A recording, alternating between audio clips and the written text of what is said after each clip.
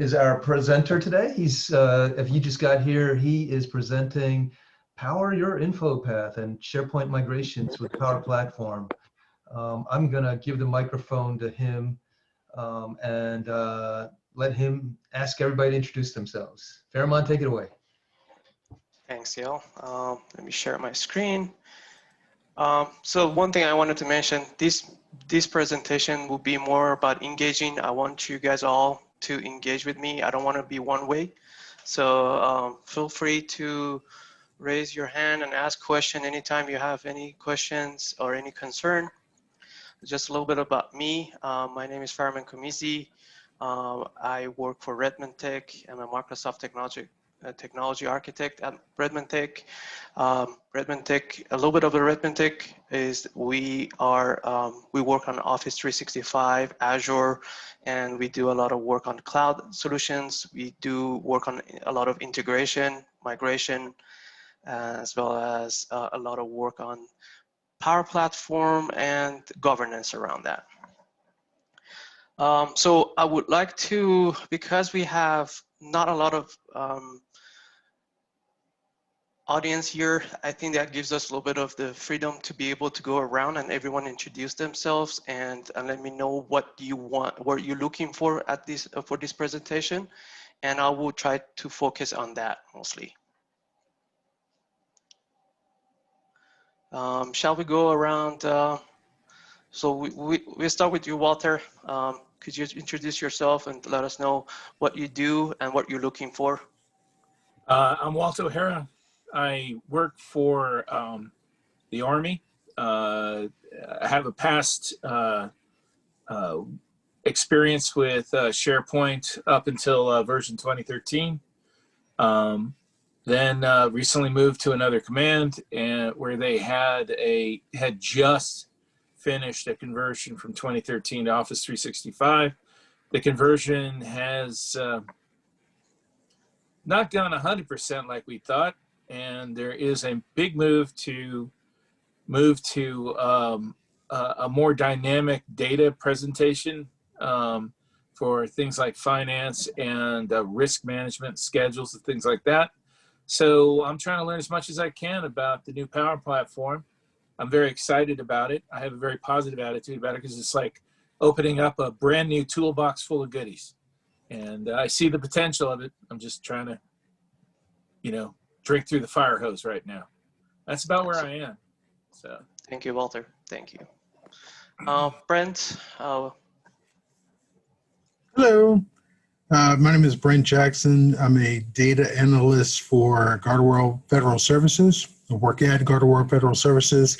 And this is a subject that's near and dear to me. We do a lot of work with SharePoint at my job, and I work with SharePoint, Power BI, Microsoft Access, but we're beginning to add Power Platform features to the applications we have. So this really jumped out at me as something I wanted to learn more about. Thank you, Brett. Alexander?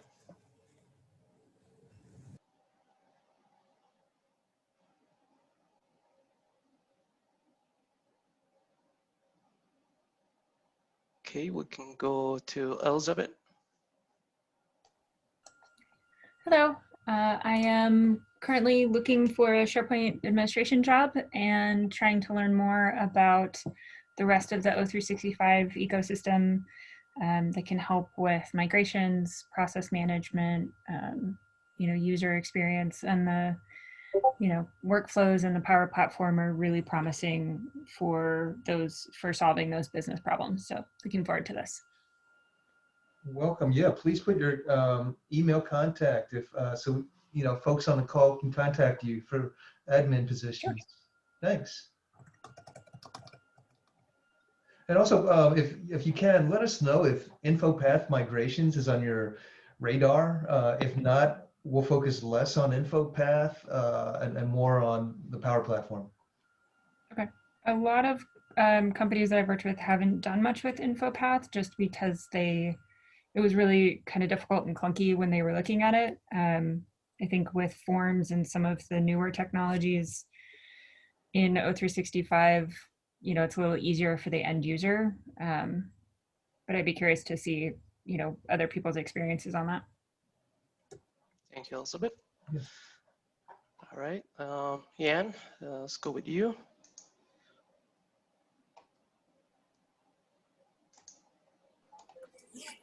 Hi, my name is Ian McIntosh. I'm with a large defense contractor in Canada. And we're doing a migration from SharePoint 2010 to 2019 on-prem. And we're trying to, well, we're doing, of course, doing the migration of all of our InfoPath templates and associated data. And we're finding some issues getting into the newer environment. But I'm glad you mentioned that about InfoPath, and please don't don't cut it short on the InfoPath stuff, because it's not a smooth transition, that's for sure. We found lots of ways around it, but it seems like there's a lot of overhead to maintain the templates and their performance as they did in 2010 right into 2019. In the near future, we'll probably, there's been a lot of debate back and forth saying, well, why don't you just go right to 365? Well, unfortunately, with this defense data, there's security requirements that perhaps have not quite yet been met. Anyway, it's still being debated. It's not my backyard, so I'm not too concerned about that. But right now, it's just the migration into 2019. So when I saw the title of this one of my coworkers mentioned it, and it's just exactly what we're looking for. So myself, and there's another participant that's also on the line. That's one of my coworkers, and I think it's going to be fantastic. Looking forward to it. Thanks, Ian. We're going to shower you with InfoPath. Awesome. And Yan, if at the end the information that we provided here is not enough for you or what you're not looking for, feel free to contact me directly, and we can have a one-on-one session with each other, and then we can go through all the problems and issues that you're facing with migration, and I can share my experience with you. Absolutely. Thank you. Wow. Laura? Hi, my name is Laura Mattis.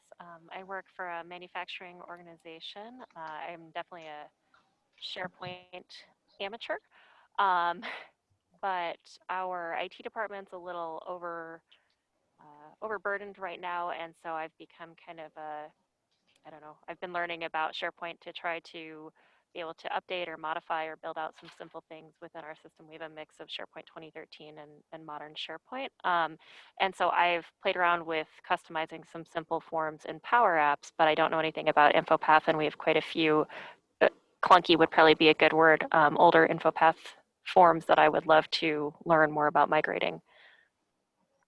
Absolutely. Thanks. Navneen?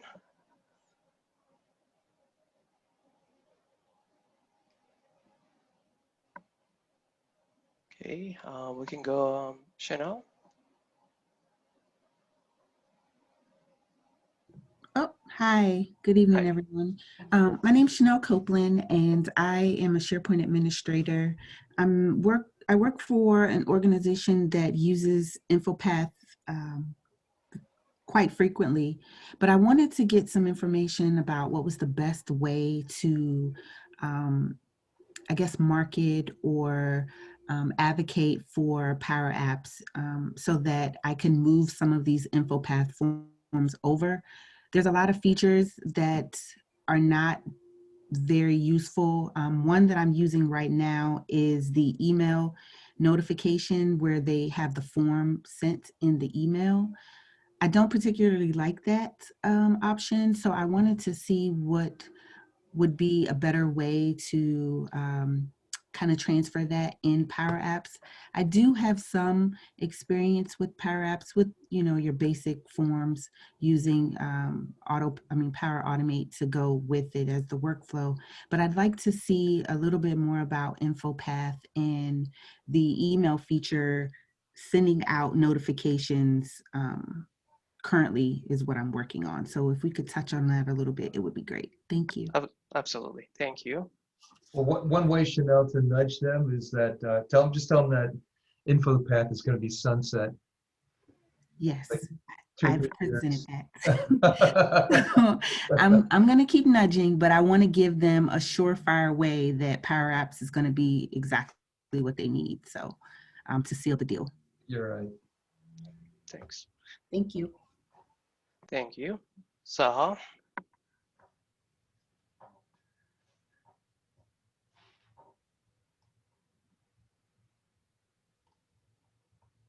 Okay, I think next person, TB, be right back. All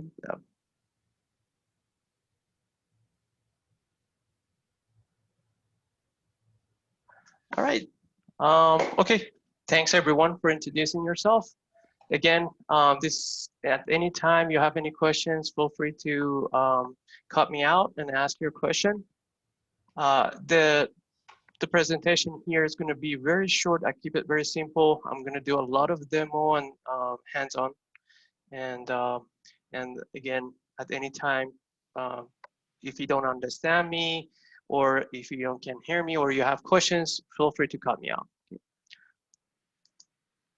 So thanks for the introduction. The agenda here is, again, we're just going to briefly touch about the roadmap of InfoPath and SharePoint Designer, and then talk about a little bit of what alternative you have for both InfoPath and SharePoint Designer workflows, especially for 2010.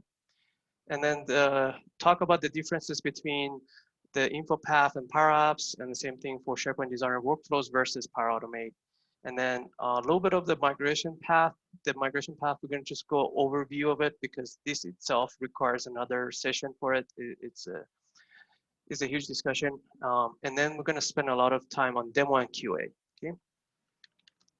So the roadmap, Microsoft recently announced that SharePoint Workflow 2010 retirement. So last year, November 1st, SharePoint Workflow 2010 turned off, they no longer be able to use it. And also for any new tenant that is being created, the SharePoint Workflow 2013, also for those newly tenants being turned off, there's a possibility that Microsoft going to turn off the SharePoint Workflow 2013 for SharePoint Online this year as well.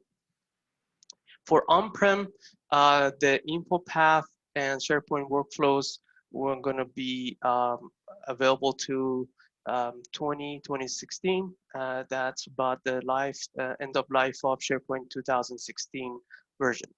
After that, there's not going to be any support, and at some point you have to look into your migration path. So a little bit of what's available as an alternative to this InfoPath or SharePoint workflow. So these are the technology that I most popular out there, so that I picked, but I'm not going to talk a lot about them, but these are available to you. What I'm going to talk about is the Power Apps and Power Automate a lot. But if you're looking for not using Power Apps, here's your options. And if you're not willing to use Power Automate, and these are the options. There's a lot of them out there, so I just listed some of the most popular ones here.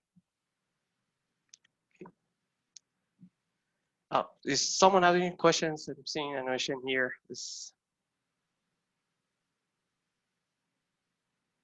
Okay. So the difference between InfoPath and Power Apps, Power Apps is mobile friendly, so you can create applications for mobile that you can access it, versus InfoPath is not mobile friendly at all.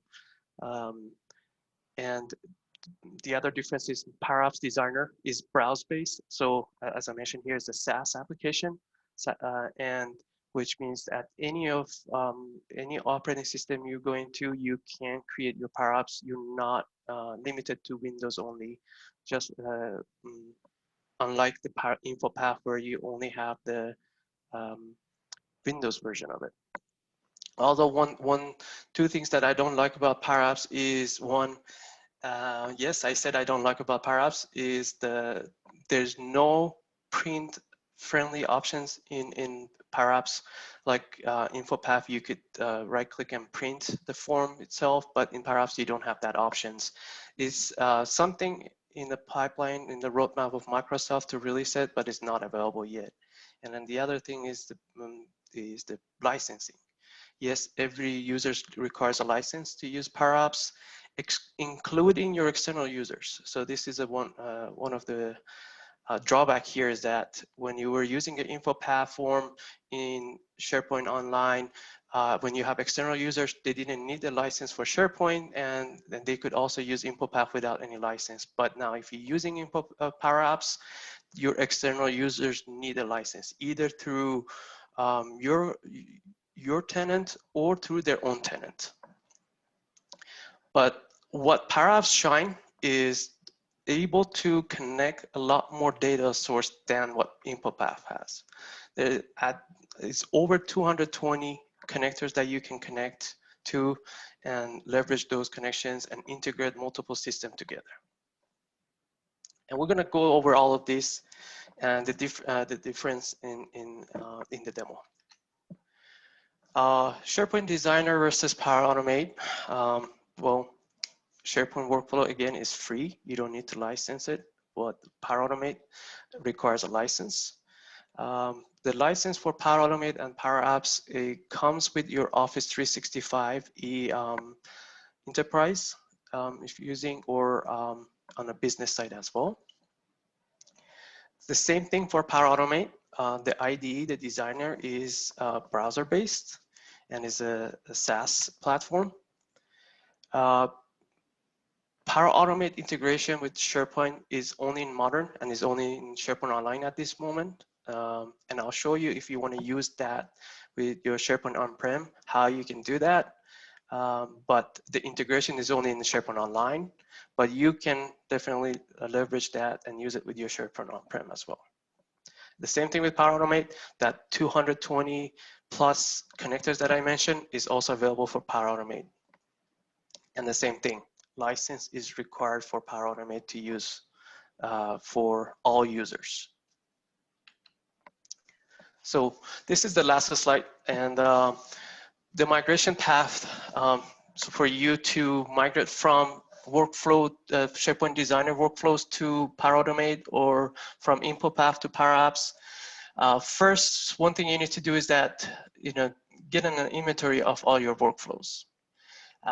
Identify your potential pain points. What is the difference between Power Apps versus InfoPath, or SharePoint Designer versus Power Automate? What's the difference?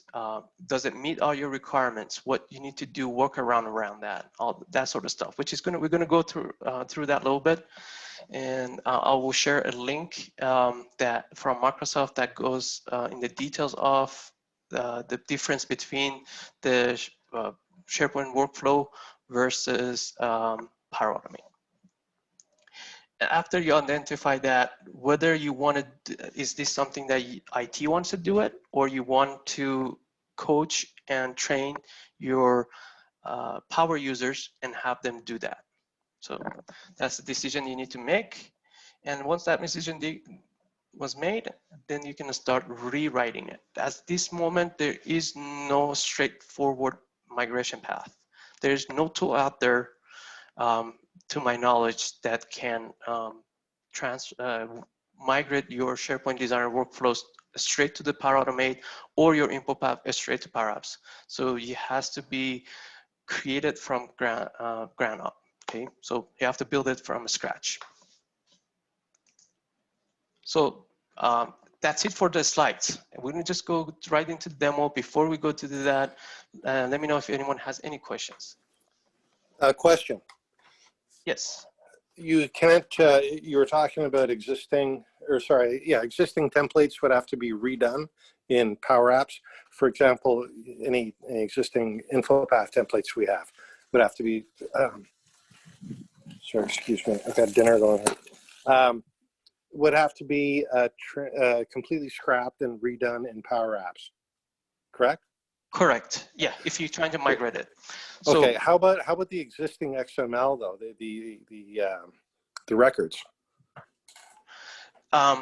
Yes, and good question. So in InfoPath, you have two different forms. One that you do document library form, and then you have one for SharePoint list. So the question is that for the document library, when you have the form, it's submitted as XML document in your document library.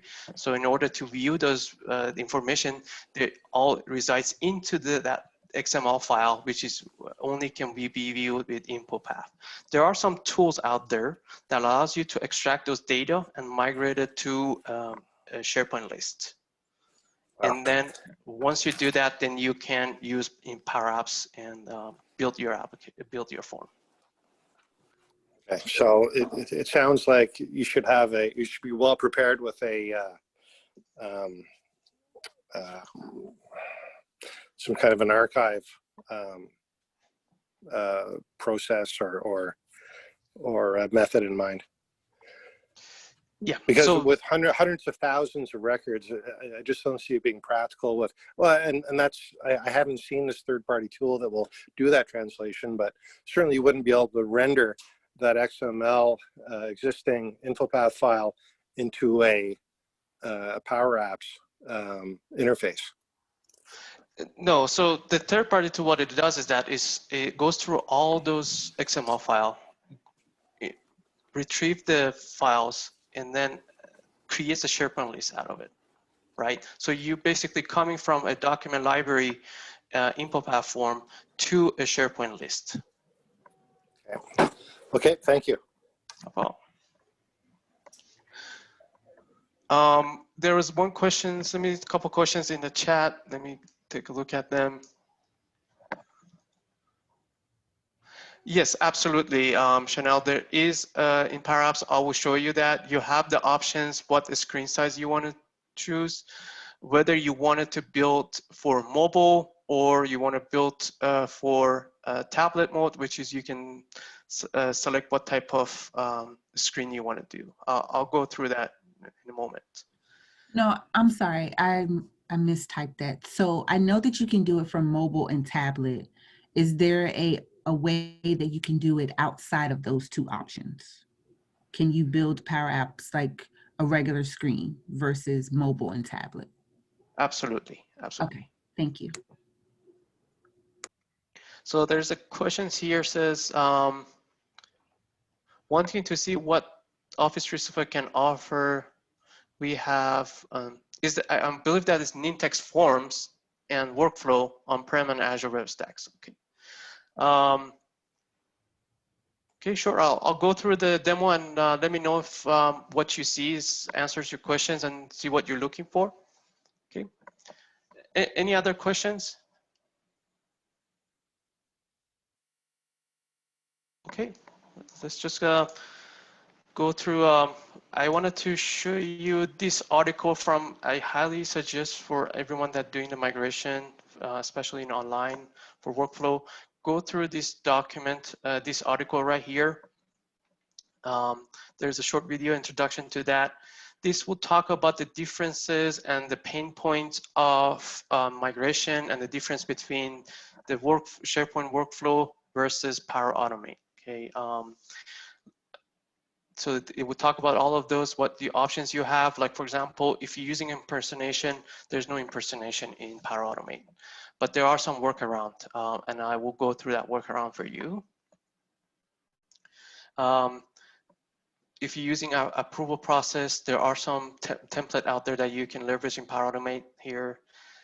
So I'm not going to go through all of this, but take a look at it. The terminology that's been used between the SharePoint workflow and Power Automate. So for example, in Power Automate, they use trigger for starting options, how your workflow or flow needs to be started. So they use trigger options in there. So walk through this. I will provide the deck to you, share with you, and or CL can do that. And then the links over there, the useful links. And then the other thing that I talked to was regarding a scanner. The SharePoint modernization scanner is for SharePoint Online. If you have SharePoint on-prem, you need to use SharePoint Migration Assessment Tool. to get a scan of all the workflows and InfoPath in your environment. And then for all the administrators that using SharePoint Online, if you want to enable InfoPath or disable it, this article will explain how you can do that. And this is the announcement from Microsoft regarding the SharePoint 2010 workflow retirement. All right, let's jump into the demo. I'm going to go over the Power Apps and Flow. So there's two ways you can get in there. So if you go to office.com, and I'm going to log in with my account here.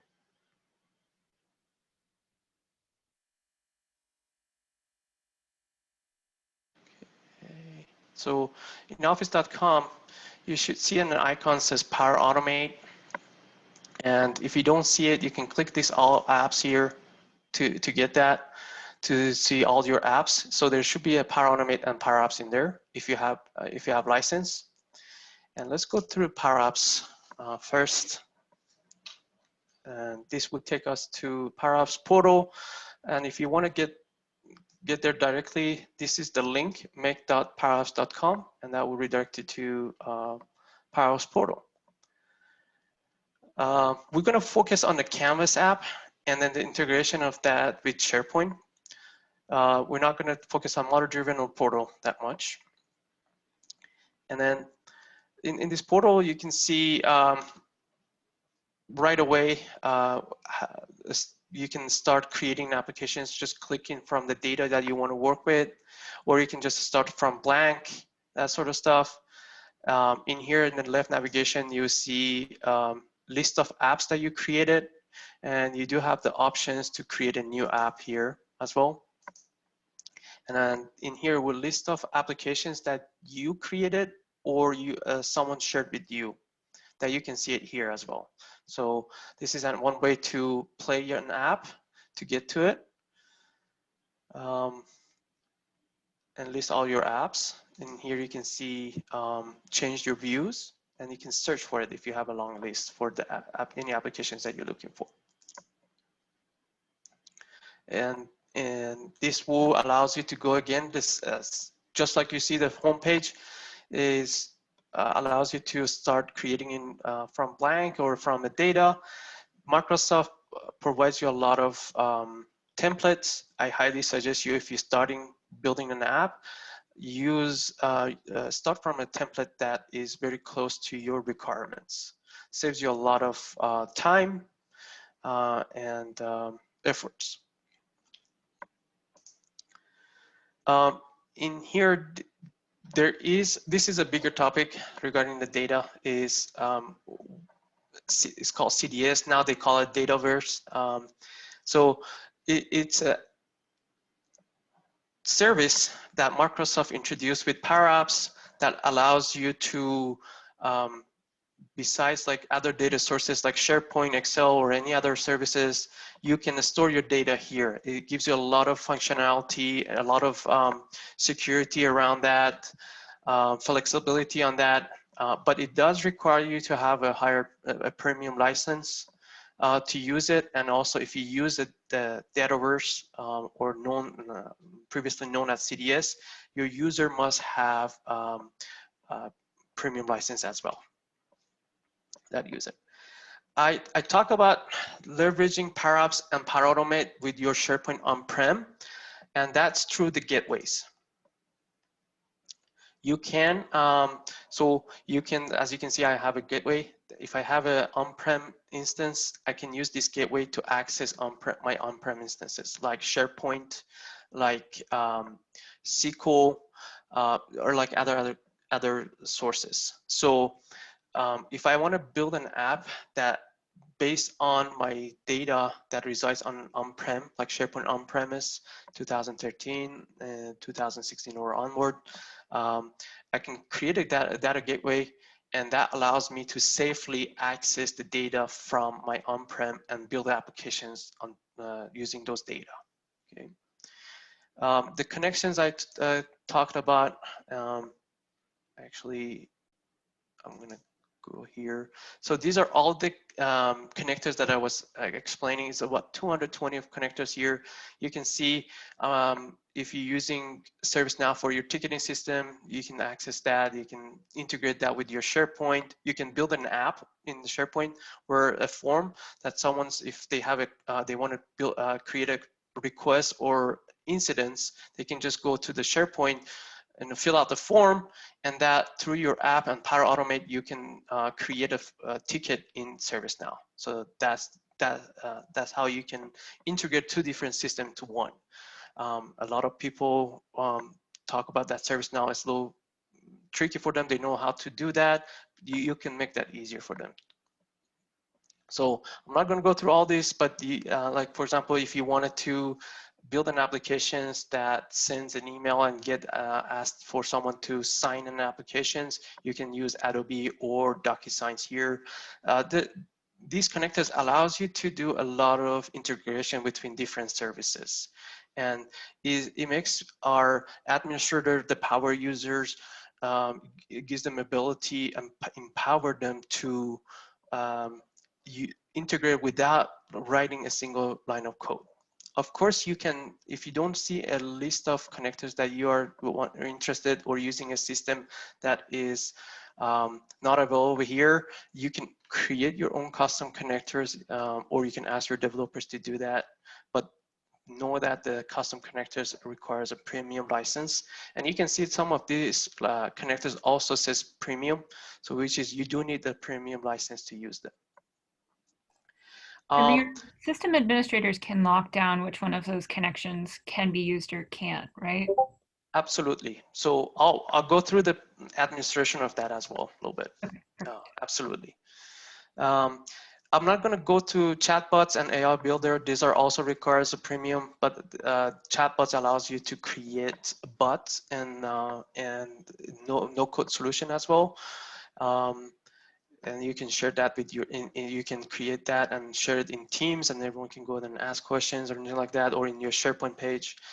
With AI Builder, you can there are many other modules here that you can leverage to, for example, there are a module that you can read a form and extract data out of it and save it to a data source like SharePoint, okay? But these two are requires premium licenses as well. A question, you mentioned ServiceNow. How about BMC Remedy? You can absolutely look in and search here. BMC. Unfortunately, BMC don't have a connector here. But if BMC provides APIs, REST APIs and all that, you can build your own custom connectors. Okay, thank you. Question about the models that you just went over. You said that you'd have the ability to take a, let's say, a Word document that is filled out as a form, and you can import that into SharePoint. Is that what you said? It was something similar to that. It's similar to that. So let's say, let's take invoice, right? You send an invoice and you get a PDF, and you or receive a invoice as a PDF. This model, like extract, I think is form processing. Like this is a form, allows you to be able to, once you get that PDF, go through that PDF and extract the data and save it somewhere. Like how the amount, the company, the items, you have to train it, and once you train it, then you can do that. So basically, you would have to let it know what fields you want to capture from that PDF and import into the SharePoint list? Exactly, yeah. So you just have to train that. There are some out of the box right here that has already been trained, like business card reader. You can build an app using this that was, you take a picture of the business card and it will extract the information and save it to any data source like SharePoint or SQL. Okay, thank you. Solution here is a great way to control service a solution, right? If you have multiple different flows and Power Automate flows and applications, you can build the solutions to control it. Like, and it makes it easier for LLM process application life cycle to move it from one environment to another environment. This allows you to be able to like Center of Excellence from Microsoft that's using solutions. There's a theming solutions from Microsoft allows you to build different theme for your users to use that with your Power Apps. This itself also requires another session, so I'm just something that you wanted to keep an eye and learn a little bit about it, because especially in the IT, this comes handy to build solutions and just share that with your users. So you can control the versioning and all that.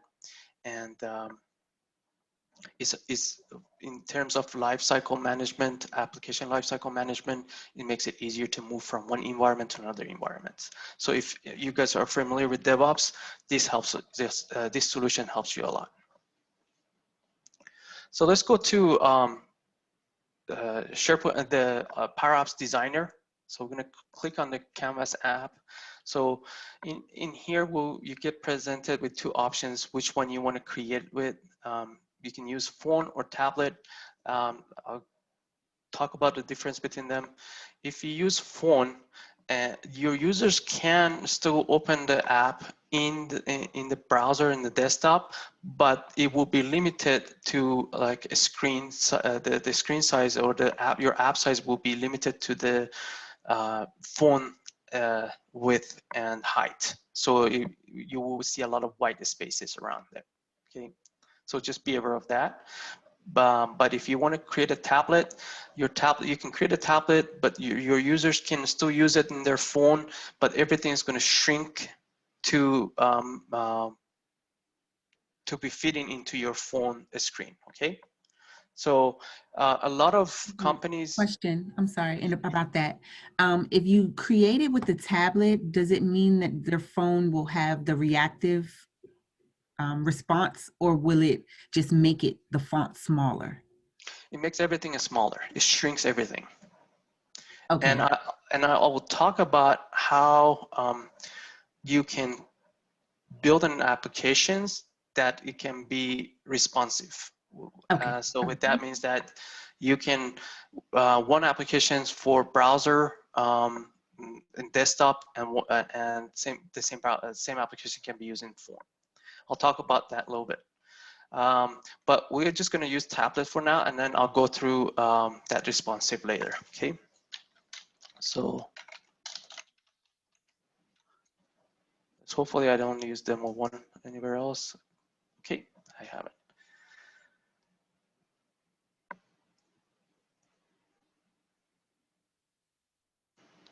I did get questions regarding they have data. Oops, did I disconnect my? Sorry about that. Do you guys see my screen? Yes. Yes, now I can. Okay, sorry about that. So let me get the Zoom meeting out of here because it's blocking my. They did questions regarding if you have Azure instances.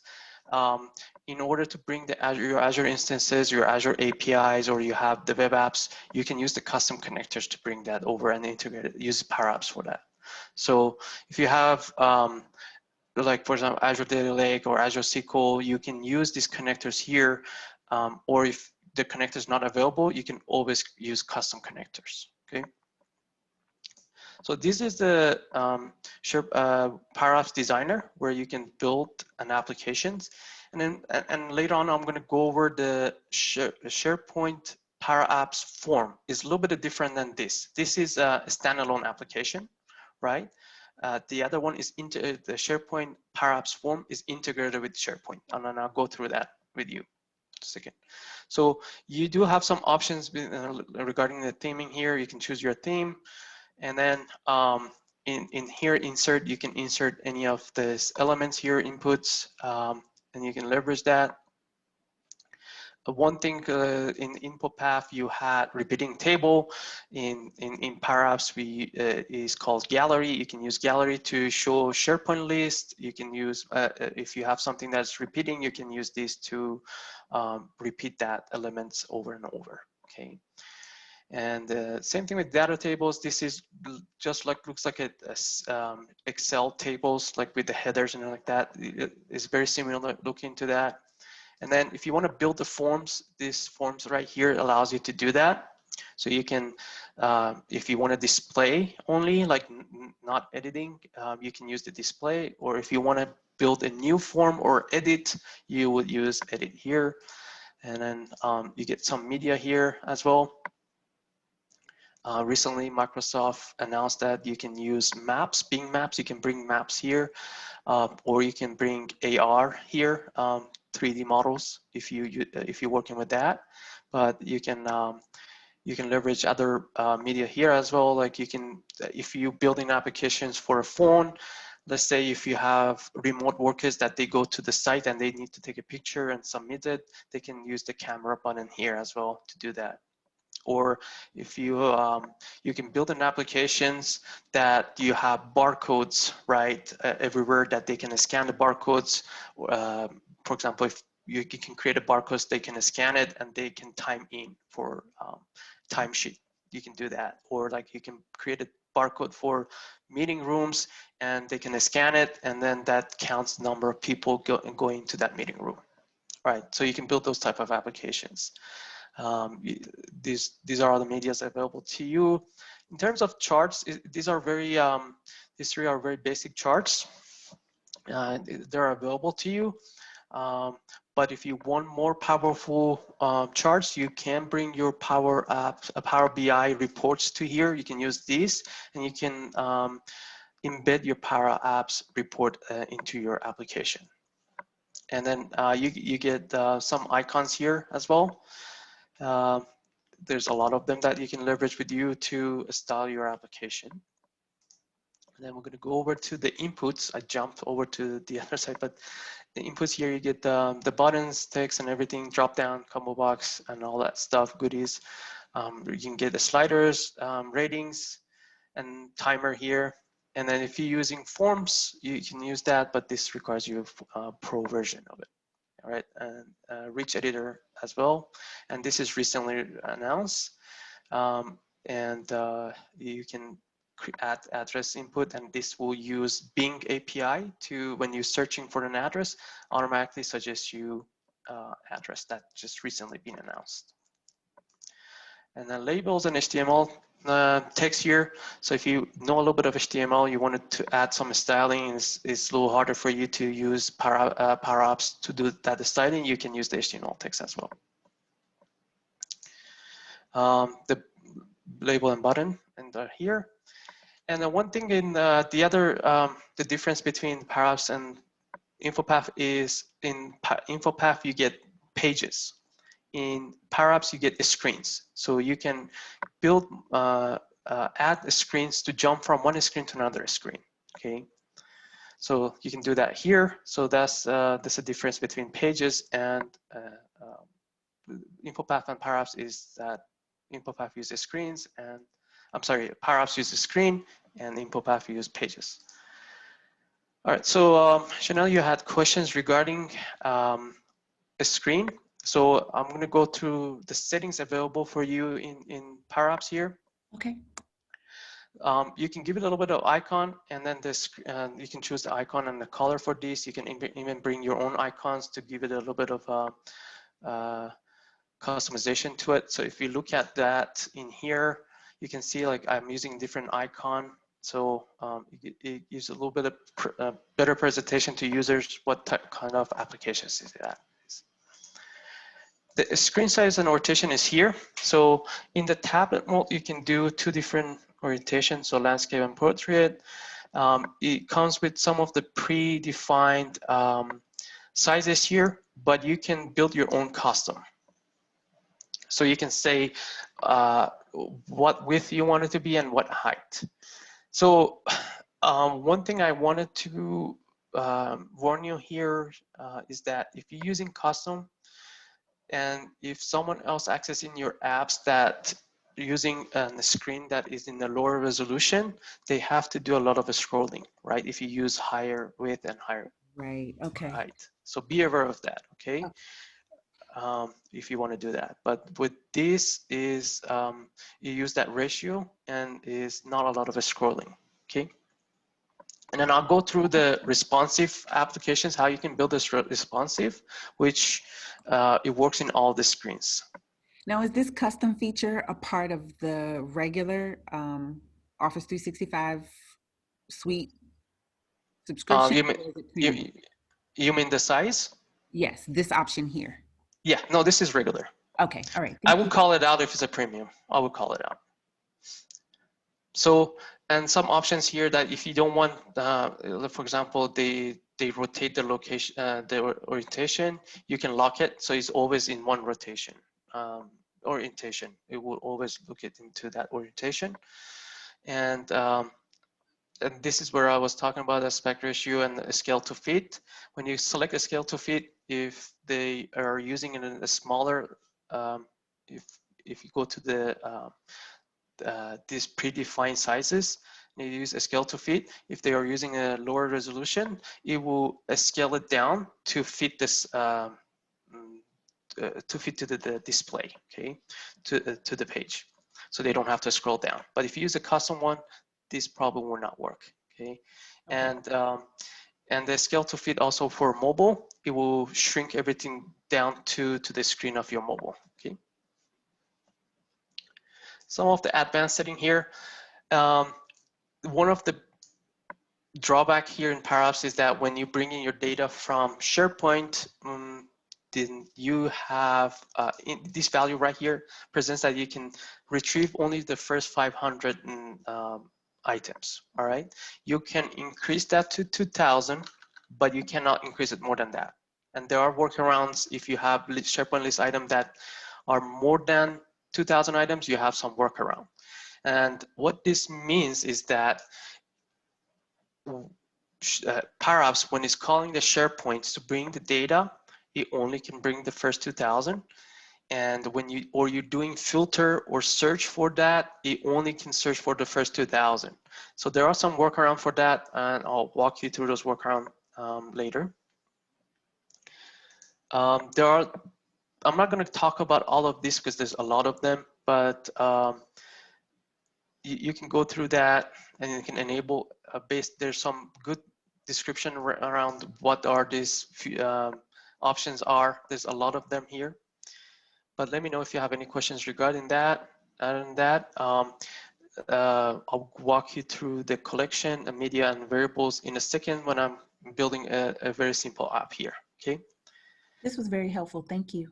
No problem. And before I go build a simple app in there, I just wanted to show you how you can build a responsive applications. So I just went to the new app and I select the new app. It will take me to this screen here. And we want a blank app and we want a phone layout, okay? For responsive applications, you want to be a phone layout. And then in the phone layout, you can go to File, go to a Screen Size Rotation, and then you want it to be in the portrait, and then you want it to remove the scale to fit, okay? So means that it's not gonna shrink it to fit to the screen size. So what that means is that now you are responsible for how your applications, how the elements that you're adding here, what width in what sizes needs to be, right? Like if you're accessing it from mobile, you have to specify it. Like in mobile, this is the size that I want it to be. So you're responsible for that. Okay. The Now, Power Apps is that the same if you use a template? Yes, same template. Microsoft is releasing some container for responsive. It makes it easier. Mm-hmm. And I will add a link to that if you want to use that. And also I will add a link to how you can use the traditional way of that. Okay. So Microsoft is bringing that responsive container. So they're adding a container. Right now is in a preview, so it's not released yet. But I will share the link that that you can go, it's a YouTube video that talks about that, and you can follow it. Okay. For responsive. That's a lot easier than Customizing it yourself, for sure. customizing yourself. So for example, exactly. So like if I have a label here, and if I wanted to make sure this label is always taking the whole width, right? Mm-hmm. So I add the label. In here you can see all the properties of that label, right? What you can do, color, background, all that stuff. And one of them is sizes. So I can go to the size here, and in the width, I can click on the width here to take me to the formula bar. By the way, in Power Apps, everything is, you can use formula to customize anything. Most of the formulas is very similar to Excel formulas. All right, so one way you can access it is from the properties pane here, or from this section, this drop down, you can access the properties of the elements that you just added, right? In this case, is a label, and you can see a lot of elements there. You can change all of them, and you can use formula to change them depending on different behavior. So what I'm interested in here is that I'm interested in the width. I can select the width, and I can remove that. And if I want the size of this label to be taking the entire width of my application, regardless of what size, what screen that I'm accessing from, then I can use parent dot. You can use dot to access a property of an object. So parent, we're talking about this whole thing right here, right? This whole screen right here is my parent. And then I want to access the width of that. So the parent is always looking to what the screen is being accessed, and at this moment it would tell me 640. But if I access it from desktop, it's probably going to be 1300 or something, right? And it will always respect that. So with this, if I'm accessing it from this one with the 1300 resolution, it will expand it to 1300. So this is what I'm saying, that you have to be responsible for it, what sizes to be. Okay, and you have to use a lot of formulas to get there. Okay. Go ahead. So traditionally in InfoPath, we would say 100%. So with establishing a parent width of 640, how would you represent in formula 600? So the parents, because I use a mobile layout, in the IDE is always going to show me the 640, the phone layout. I understand the formula, the 640 is the default, but with that formula, how would I say I don't want it 100 or 100% or 640? I want it 600. You can do, you can just type in 600 if you want, but let's say if you want only, or you wanted just to take the 1/4 of your width, right? You can say parent width divided by 4. That would take always going to the 1/4 of your applications. That's helpful. Yeah, so you can format everything to be quarter screens or thirds or halves. Correct. And then let's say I have another label here, right? I want this label to be always after this label, right? To show this after, right? There's another thing right here, it's called position. So X and Y, where you want that elements to be located. So in this case, I want the location always starts from the 0, for example, and then the Y, I want it to be right below that, my label 1, right? I can just say label 1, right? And then dot Y. So I'm accessing the label 1 Y value, and then I'm saying that I'm gonna add that to label 1. I'm gonna get the height value as well. So now it's gonna be right beneath that with the formula, right? And I can also do the same thing. If I want it to be right beneath it, but it starts right from here, right? I can do the same thing with the X value, right? I can just do label 1 dot X plus label 1 dot width. See that takes me to that. So now you can see our label is a little bit off to the screen. So half of it will not be seen. So we can use the formula to fix that, right? We can say, well, we want it to be parent.width, but minus label 1 width. So now see that fits to our to a screen. Okay. And then So you could, of course, just move it by the handles though, as well. Yeah, yes, yeah. I mean, I could also just do label 2. I can access, I can even access its own property, right? I can say label 2 X, right? That's the same thing, like whatever the X value is minus the parent width that will get to. So I can do that as well. Thank you. So if you want to build a responsive, this is one way, but you can see it's a lot of work. So make sure you're up to the challenge if you want to do that. And when you're doing your estimates for your business, make sure you count for all this work because it's a lot of work. One of the issue with this responsive is that, well, now they added it. Previously, when so this is how you can play your app and see if it's working for you, right? It wasn't available previously. Previously, it was only showing them this, right? But now they added that. So because I removed that scale to fit, now they give me an ability to be able to play with it and test and debug the responsive of that.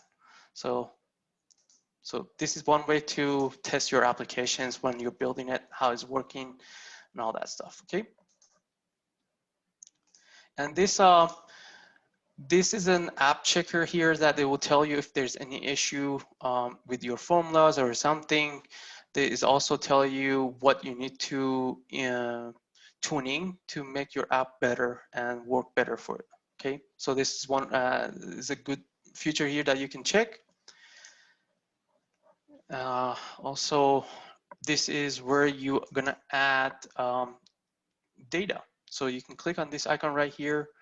And then you can search here for example, if we want to add SharePoint, I'm going to search for SharePoint. I'm going to click on the SharePoint. This is a SharePoint connector.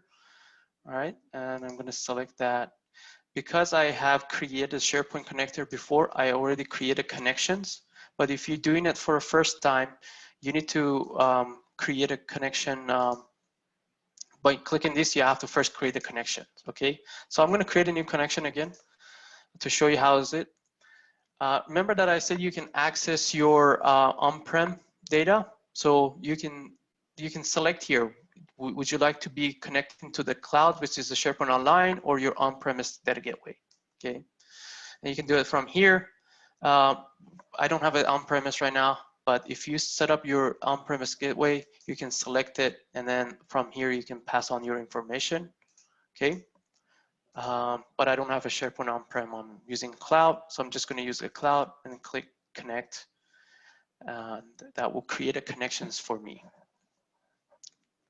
So this connection, what it will do is that it will allow the Power Apps to connect to the resources that is available to me. All right. I have a lot of SharePoint sites here. I can, if I don't find the SharePoint site that I'm looking for, I can just search for it, or I can type the URL here and then click connect. But I'm looking for my demo site here, and in here it will list all the document libraries and SharePoint list that I have in that site. Let's say I'm just going to use document library here because I don't have a SharePoint list. I'm just going to use the document library here, and I'm going to connect. So now I bring in my document library. If I wanted to list out all, I'm going to go back to here to switch to my tree view to see all my components. And in here, I'm going to go and click a gallery and add a vertical gallery here to bring my data that from my SharePoint site. Okay. So I'm going to select my gallery and click on the data source here, or I can just click on, go from here, I can click on items. Right now it's using a sample, but I'm interested in my document library. Okay. I don't know what I call it. I think it's called documents here. All right, so that brings my document library to here, but I need to specify what fields I wanted to have in there, okay?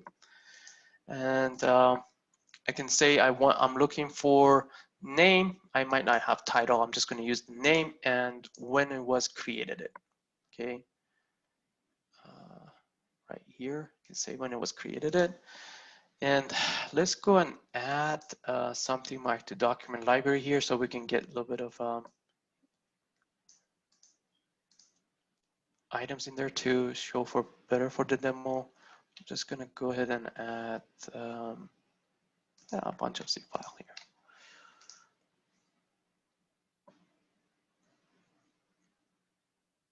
So I went ahead and add that. So if I go back here, I can go and back to click here and right click to refresh the data. And here we go. Now we're getting all those items that I brought in and showing it in this gallery, okay?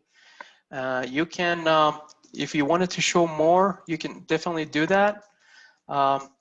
If you select your gallery, you can change the layout if you would like. If you don't like, for example, in our gallery, we select an image, but we don't have any image in there to show. So I'm just going to show title and subtitle. And in here in the title, I will have, instead of title, I'm going to use name because I don't have a title for that. So I'm bringing the title and that stuff here. And if you wanted to add more, you can definitely do that. So you just click on the gallery, you go inside of it, you select one of the element in there and you go to insert. And if you want to add a label, if you want to add a text or anything, any of this, you can add it. So I'm going to add another label here. So we'll add it to my gallery. And that label right here, label 3, I can say, you know what, show me not modify by. I don't want to see modify by. Maybe I just want to see the status, right? Now it shows the status. And I can just move that around. So I can select this and make it a little bit bigger and select this and bring it down to show that exactly. So with one couple of the clicks, I brought my SharePoint document. You can do the same thing with the SharePoint list, my SharePoint document library, and brought it over to the Power Apps in here. So I'm showing my document library.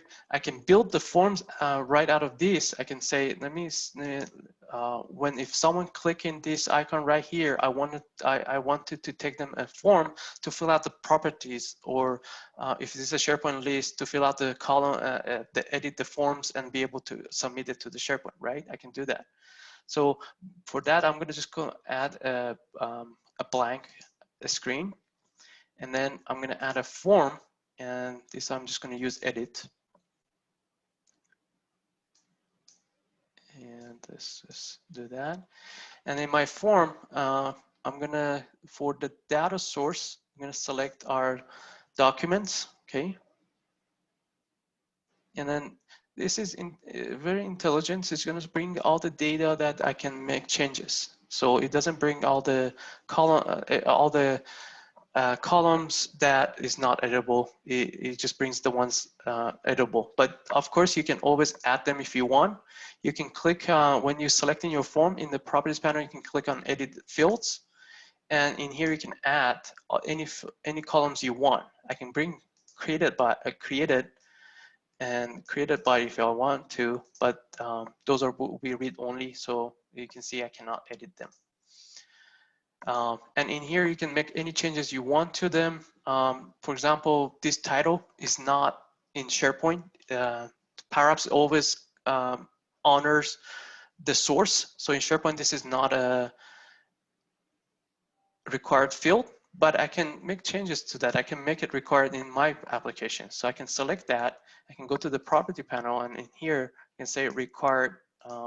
Before I do that, do you see an icon says is lock? I need to unlock it first. So I can click on advanced unlock.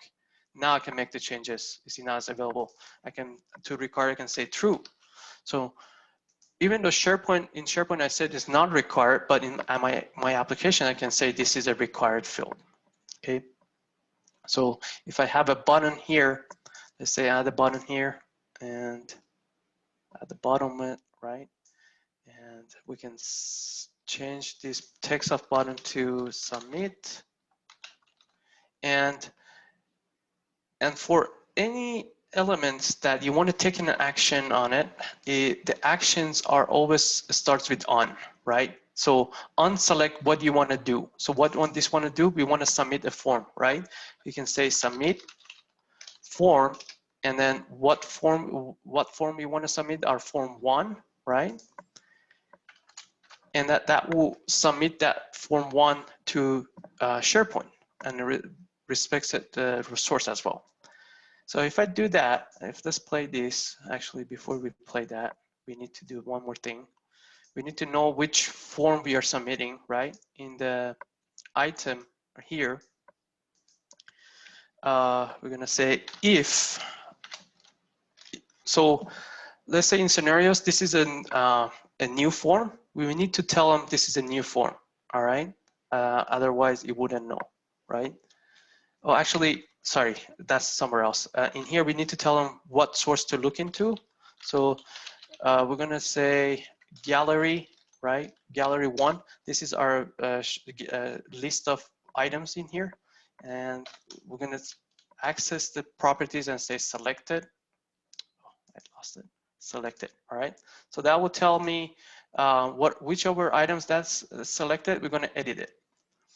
So if before we do that, let's go back to gallery, and in here was tell the users if clicking this arrow should take them to this screen and fill out the form. So we're going to select this arrow and we're going to say on select of it, navigate on select of it. We're going to say edit the form and form 1. We want to edit the form and form 1, and plus we're going to separate the formulas with the semicolon, and we're going to say navigate to a screen 2. Okay. So now if we click that, it will take us to the form. Now watch, the title doesn't have any information. If I click submit, it will tell me that I need to fill this out before I can submit it. All right. Now let's say we want it to be a new form, not edit form, right? We can add a button here, or we can even add an icon if you want. So let's use a plus sign right here. And we can, on this, again, on select of these, if I click on it, I want this formula happen. So we can say new form and form 1, and you guessed it, navigate to screen 2. Okay, so if I click that, it would take me to my form. Although we have to do some cleanup when we click in submit or we navigating away, we need to reset our form. So we haven't done that. That's why you see this says required. But now this is a new form. It's not an edit form anymore.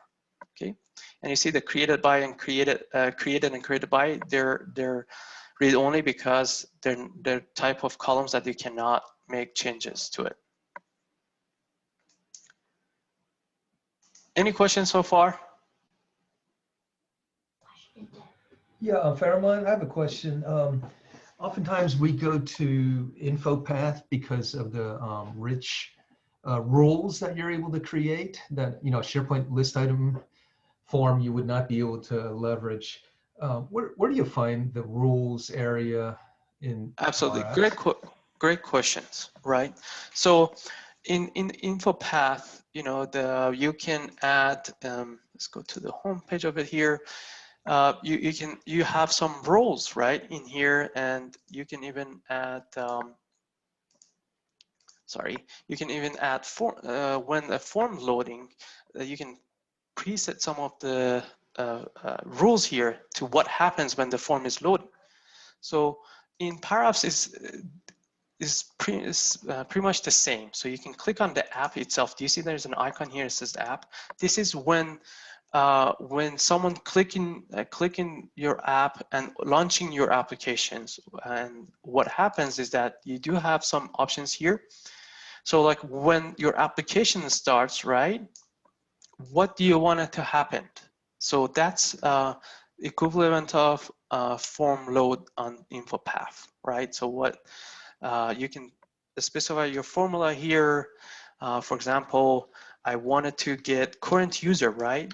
I wanted to get the current users and add it to the variable. Or for example, I wanted to make sure the current users that log in is part of a group. If it's not, I wanted to send them to a screen that it says you don't have access, right? You can do that. So it can, for example, in here I can say if user email, right, not equal, by the way, hold on, sorry, let's do this actually. Use not, right?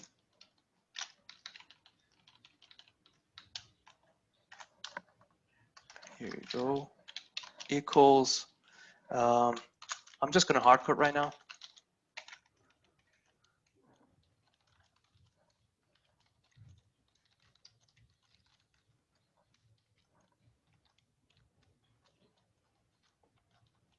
Then we're gonna set a variable. So setting a variable, it means that this variable, you can use it throughout somewhere else. Like for example, you can set and define your variable, and then you can set what value you need to be that variable, and you can change this variable within your functions in your app, within the rules and everything else. So in here I can set a variable that admin user, right? I can say admin user. If it's not that, then I want it to set to false, but if not, then I can set it to yes, right? True. So now let's close this. Let's see what's wrong with it. I'm having too many argument here. I forgot to close this. So let's expand this, and I can format my formula so we can see it in a better way. So what I'm saying is that when the apps is loading, I wanted to check the current user, right? Current user. If it does not match this, or if I have a list, I can compare it in the list. If it doesn't match this, then it's not an admin user. If it matching that, then it's an admin user, right? Then I can say, okay, if it's an admin user, I wanted to show this a screen. If it's not admin user, I don't want to show this a screen. I don't want to show this, for example, this gallery. I don't want them to see it, right? I can go to this gallery, right? And then there's a options called visible. I can click on the visible in here, and I can set that to that variable. As I said, admin user. So right now it says to false. If I can test that out just by right clicking on here and say run start to test it out. And let's set our text value here to our variable so we can see what this variable is called, admin user, and is false. And there's a reason, because this is case sensitive, so I can just do lower everything to lowercase, okay, and compare it that way. So we get rid of that sensitive, case sensitive. So if I right click and run start again, now you can see it's now showing it because it's true, it's matching. Okay, so that's a formula you can do. You can even do the formula within the item itself, right? In visible, if I don't want this to be visible to someone, right, I can just say, I can bring the same formula to here as well. Did I answer your question? Yes, you did. Thank you. No problem. You were making mandatory fields in the form, but at the same time, if you're accessing the library in SharePoint, it wouldn't necessarily be mandatory there. It wouldn't, yes. I was just pointing out that you can do that in there, but I highly suggest you to do it from the source itself, right? You go there to library settings, and you make that mandatory from here. So Power Apps is always honor the source, but you can override it in there. Overriding it there, it actually doesn't change it here. It means that if they access your Power Apps, they have to fill that out. Yeah. But This is a gate to get into the back of the library. Exactly. Yeah.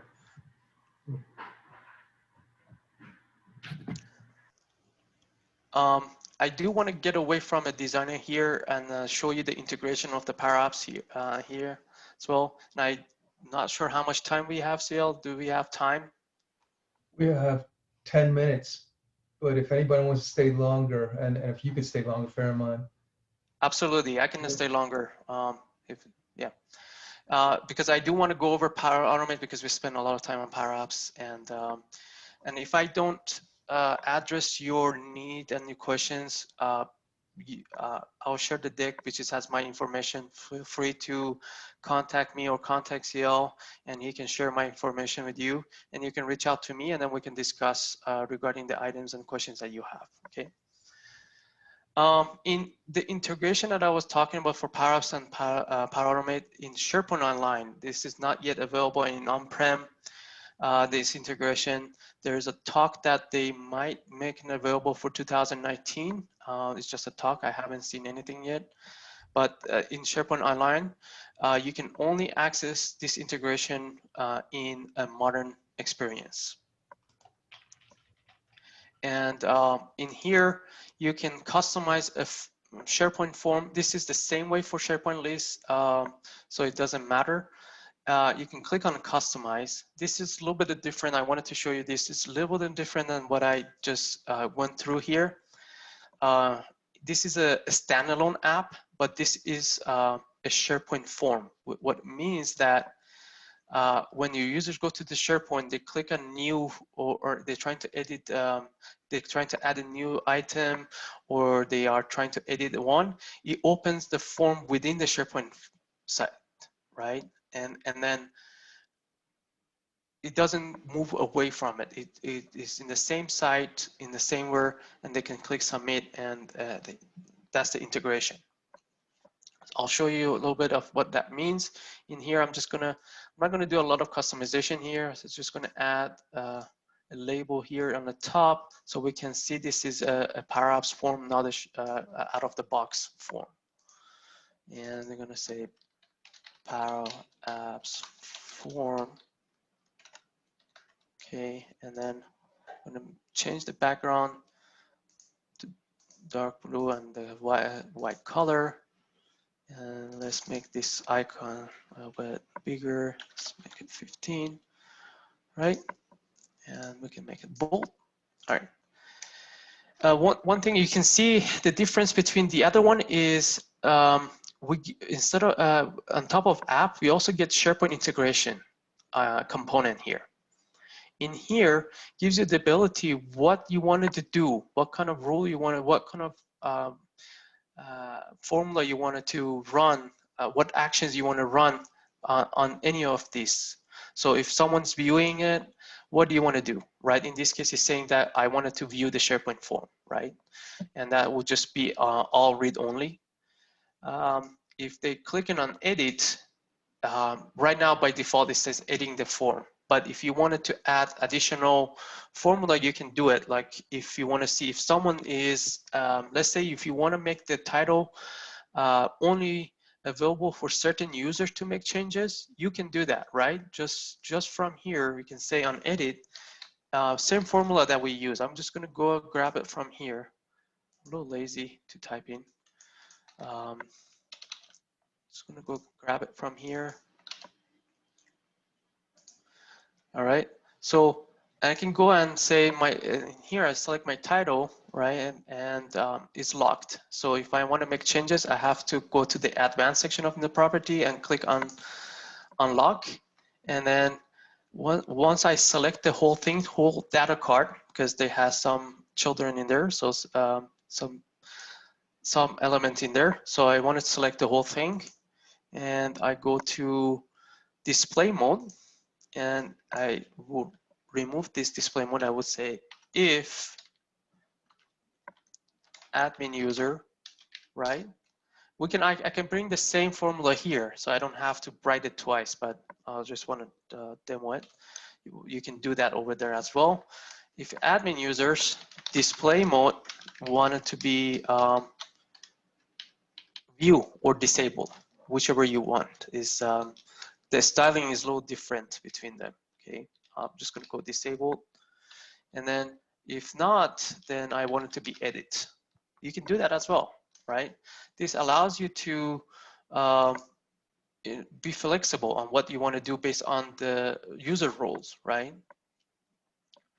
And then these are the changes we made, and then just be aware of all these rules right here, what you want to do based on that. And then we're going to go and save our form and publish it. So if we go now to our SharePoint document library, and then I go and change the properties for this one, you can see our Power Apps form now is launching from the right side. You see it's a little bit different than what we have over there. And if I click edit, now that brings that disabled that. I think I messed up on my formula because I'm the same user, but see that's disabled it. So let's say I'm not the right, I'm not that user. It's disabled it for me. I can't edit that, but I can edit other stuff right here. Okay. So this is the integration with the SharePoint. This is a SharePoint form. This is how it looks like. And one thing I wanted to let you know that if you want to have your own custom submit button, there is no way you can get rid of the buttons right here. You cannot hide it at this moment.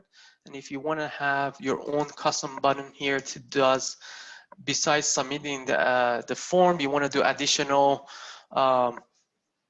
extra actions, like you wanted to submit the form, also sends it to different data source, like for example SQL. You have to come here and on the save button, just instead of saying submit button, change that to false. So if they click on that, it doesn't do anything. Or you can just do, you can tell your users, like you can say notify them. Modify them, right, and say use the button in the form, for example. So so that way, if they click the save button there, they get a notification that on the top of the formula saying that use the button down below, because this doesn't do anything. So you want to make sure you overwrite these values here. Otherwise, if they click save, the form closes and goes away. Okay. And the same thing, you can click add a button here, and you can have your own formula. So let's say submit form. You can submit my form here, and that will basically it's the same thing as before. But if you want to add additional actions here, you can do that as well. And one other thing, you can also use formula here to pre-populate items here. Let's say this is, I wanted to the value of this to be of the current users. You can do that. So in here, if I select this data card value, which is this item right here, in the property pane, I can click default. By default, it's going to bring whatever the data coming from the SharePoint. You can override that as well. You can say if this data is blank, right? If the parent default is blank, you don't want to overwrite the previous, right? You don't want to do that, you can do that. If it's blank, then you can say user, current user, and full name, for example. If it's not blank, then you just want the default value. All right. So now you can see if it's blank, and I'm bringing my name here, my full name here. So then when I submit, it will submit that with that default value. You can also set this to disabled at any time, display mode. You can set it to disable if you want. And so users cannot change that as well. You can do that as well. with display mode. Any You had questions? mentioned, sorry, go ahead. Yeah, go ahead. You had mentioned that if you had it set up in such a way that you wanted to force somebody to use a button down below, and they go to press to save, the message box would come up and say use the button below, correct? Yeah. Okay, so that functionality is available mobile as well. That is, a message box comes up. In mobile, yes, the Notify is also available in the standalone applications. This is the integration with SharePoint. In the standalone, you have full control. Right. With the SharePoint integration, those action bars here is you cannot hide it at this moment. There's a lot of user voice right in this, but this is the workaround you can do. So you can override. What I was getting at was the message box itself. When we're publishing from InfoPath as a web form, that functionality doesn't exist. So we've got to do all kinds of other workarounds to you know, if we're trying to force a certain formatting, we have to have a hidden box open up instead of a traditional alert message. Yeah, this Notify has been added recently. So right now I added this formula to this button to notify me, right? So if I go to the play, if I click that, you see that notification on the type comes. Oh, it's up there, okay. Yes, you can build your own notification if you want. This is new and I really like it because previously what I was doing is that I would add an icon here to build our pop-up message, right? So I would add an icon here, a rectangular icon here, would set it to fit the whole thing. And then I go to color of that and make it transparent or something like that. Maybe a little bit darker, right? And then I would add a label or something on top of it. Let's do that, and then would say we'll make the label background a little bit darker, and then white. Let's do our notification here. Excuse me, I'm sorry. You said, how did you get to the transparency again? Transparency, okay. I just added an icon, all right? And an icon here, and it was a rectangular. Okay, I saw that part. Yes, so I went added rectangular, this one, and then I increased it to take the whole screen. Then I went to the properties of fill. So this is the background color fill. And everything in here is use RGBA. You can use color here, but with RGBA, it has a parameter here that how transparent you want it to be. So if I use 1, it use that exact color. So it's the blue. But I can, so it's between the value from 0 to 1, right? Any number between 0 to 1. So 0 means that is full transparent. 0.1, we can see how now the colors comes back, right? So I just made it 4. Whatever you want to, is your preference, right? And then on top of that, I add a label. Thank you. No problem. And then what I'm going to do is that I'm going to select these two by holding the control and selecting those two, right click and group them. You can create group as well, just like InfoPath, right? And then in here, I'm going to say on the visible, actually on my button, I wanted to set a variable, right? I can set and show notification, right? And this part is on you, whatever you want to put, whatever makes sense to you. Show notification, and I'm going to set it to true.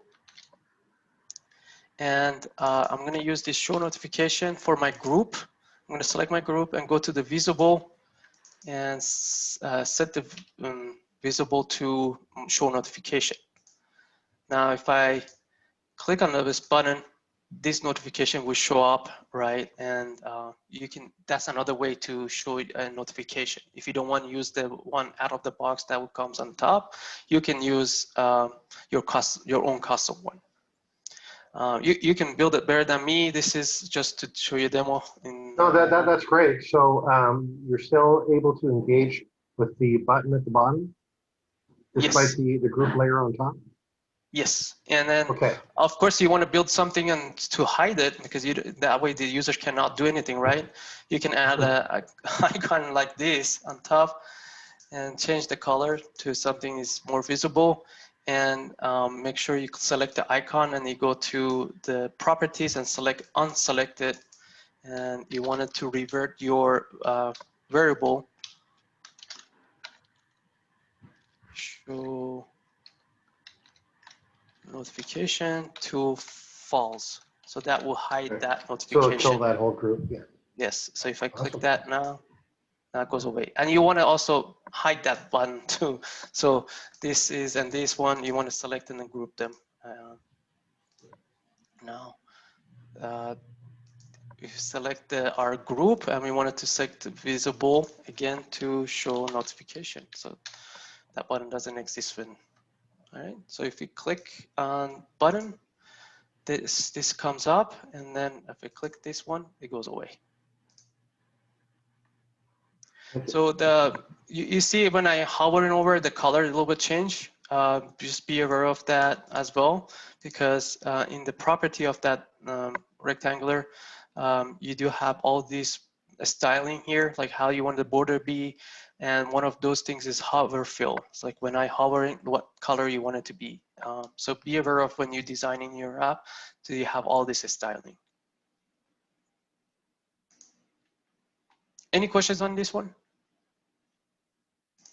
Let me see, I haven't looked at the chat yet.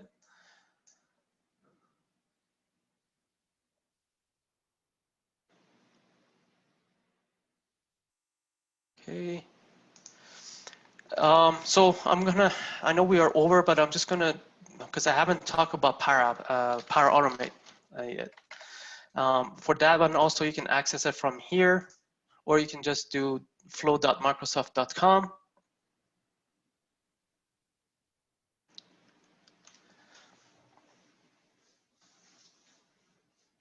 I'm in Canada, so my network is a little slow. And then in here, this is the Power Apps portal. Right out of the bed, it tells you a little bit of templates that Microsoft built, and a lot of users been using that. It tells you the most used templates, and you can leverage these templates so you don't have to build from scratch. There's a lot of templates here for different reasons. If you want like approval, notification, and all that, and these are all about 445 different connectors. So I was way off. It was more than 220. It's about 445 connectors here, as you see. And then this action item here is that when you build an approval process, there's a connectors called approval. For that, when you use that approval connector, all your approvals can be seen from here. You can see all your approvals and review them, or anything that you receive, or anything that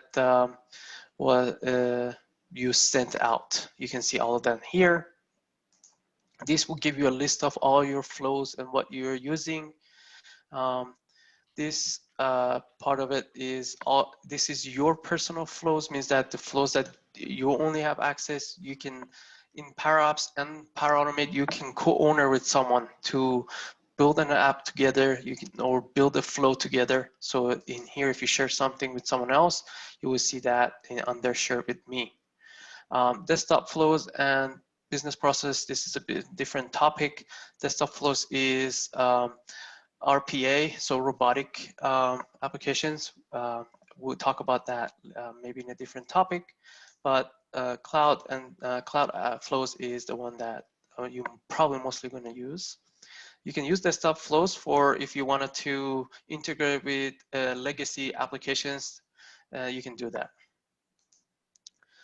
In here, you can click on new flow, and then you can select what type of flow you want. And Microsoft recently added a Visio template, means that you can build your flow in your Visio and import it here. Okay. Besides that, the create item again, bring the same menu here, like what type of flow you wanted to create and all the templates. Templates bring the same ones, so same thing, just repeating. And then you can select like what purpose, what do you want to do with your flow. You can select that topic and it brings it. This is all the connectors are available. We saw about 440 and they keep adding it. So hopefully the BMC will come here. And this is where you can see all the, remember that when I said when you can add your connector, it will, when you're adding a connector, it will create a connections, which is you log in and your login will safely save in these connections. And then, so I can see some of them I need to fix them because my password was recently changed, so I have to fix them. So be aware of that. If your password keeps changing every 70 days or every 120 days or whatever, you wanted to be aware of that to check this area. When you changing your password, you want to make sure you come and you fix your connection. Otherwise, your flow will fail. Okay. In here, you can have a monitor of your flow, the activity. This is something that's recently been added. If your flow is failing and requires your attention, you can take a look at it here. One thing I forgot to show you here is if you click on your flow, it will show you a 28 days history of your flow, what happens, right? If it fails, you can take a look at it, you can go to it, and then you can see what's going on with that. Why is it failing? You can see all the steps of your flow and look at it, where is it failing? I can go to the next fail here and it tells me my flow failed in this action right here. I can drill down and find out why, which action and where it's happened, and then troubleshoot my flow. Where in the SharePoint workflow, as you know, you had to do log it to the workflow history in order to be troubleshooted. In here, you don't have to. You can just go to your history and look at it, what the step happens, and you can see why it happened. AI Builder is the same thing, the other one. I'm not going to go through this solutions and all that because we don't have time, but I'm just going to go ahead and create a new flow quickly. I'm just going to use automated here. I can go skip and takes me to here. For a flow, you need two things. First, you need your triggers. What happens to cause this flow to run, right? Is it manual, like manually triggering it, or is it when a SharePoint item is being added? I can use the SharePoint, and these are all the triggers for the SharePoint. When an item is created, I can use that. When an item is created, I want this flow to start be triggering. So I can go and use my demo, and then bring my library. I use the document item. So I don't have a SharePoint list in there. That's why. Let me say when a file is created.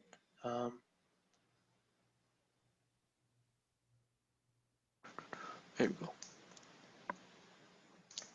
So when a file is created, now I can use my demo site and my document library. And from there, in order to save your flow, you need an action as well. So one trigger, one action. In here, I can add an action.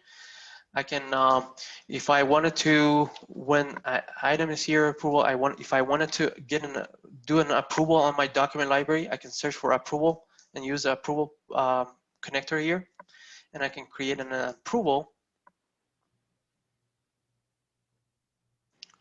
And again, if I don't have a connection, it will ask me to create one, but I had a connection. and I started it.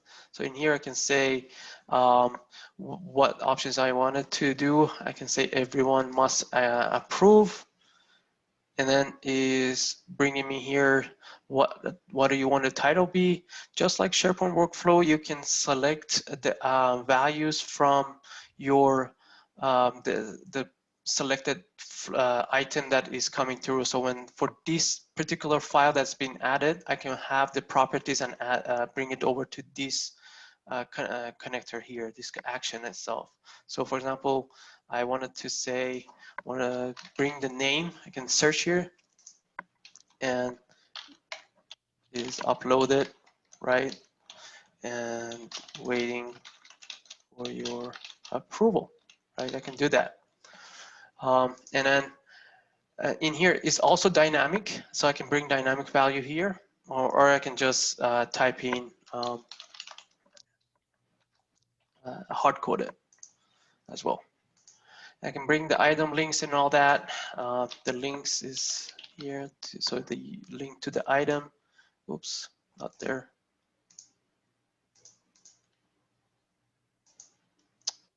This is not playing nice with me today. Here we go.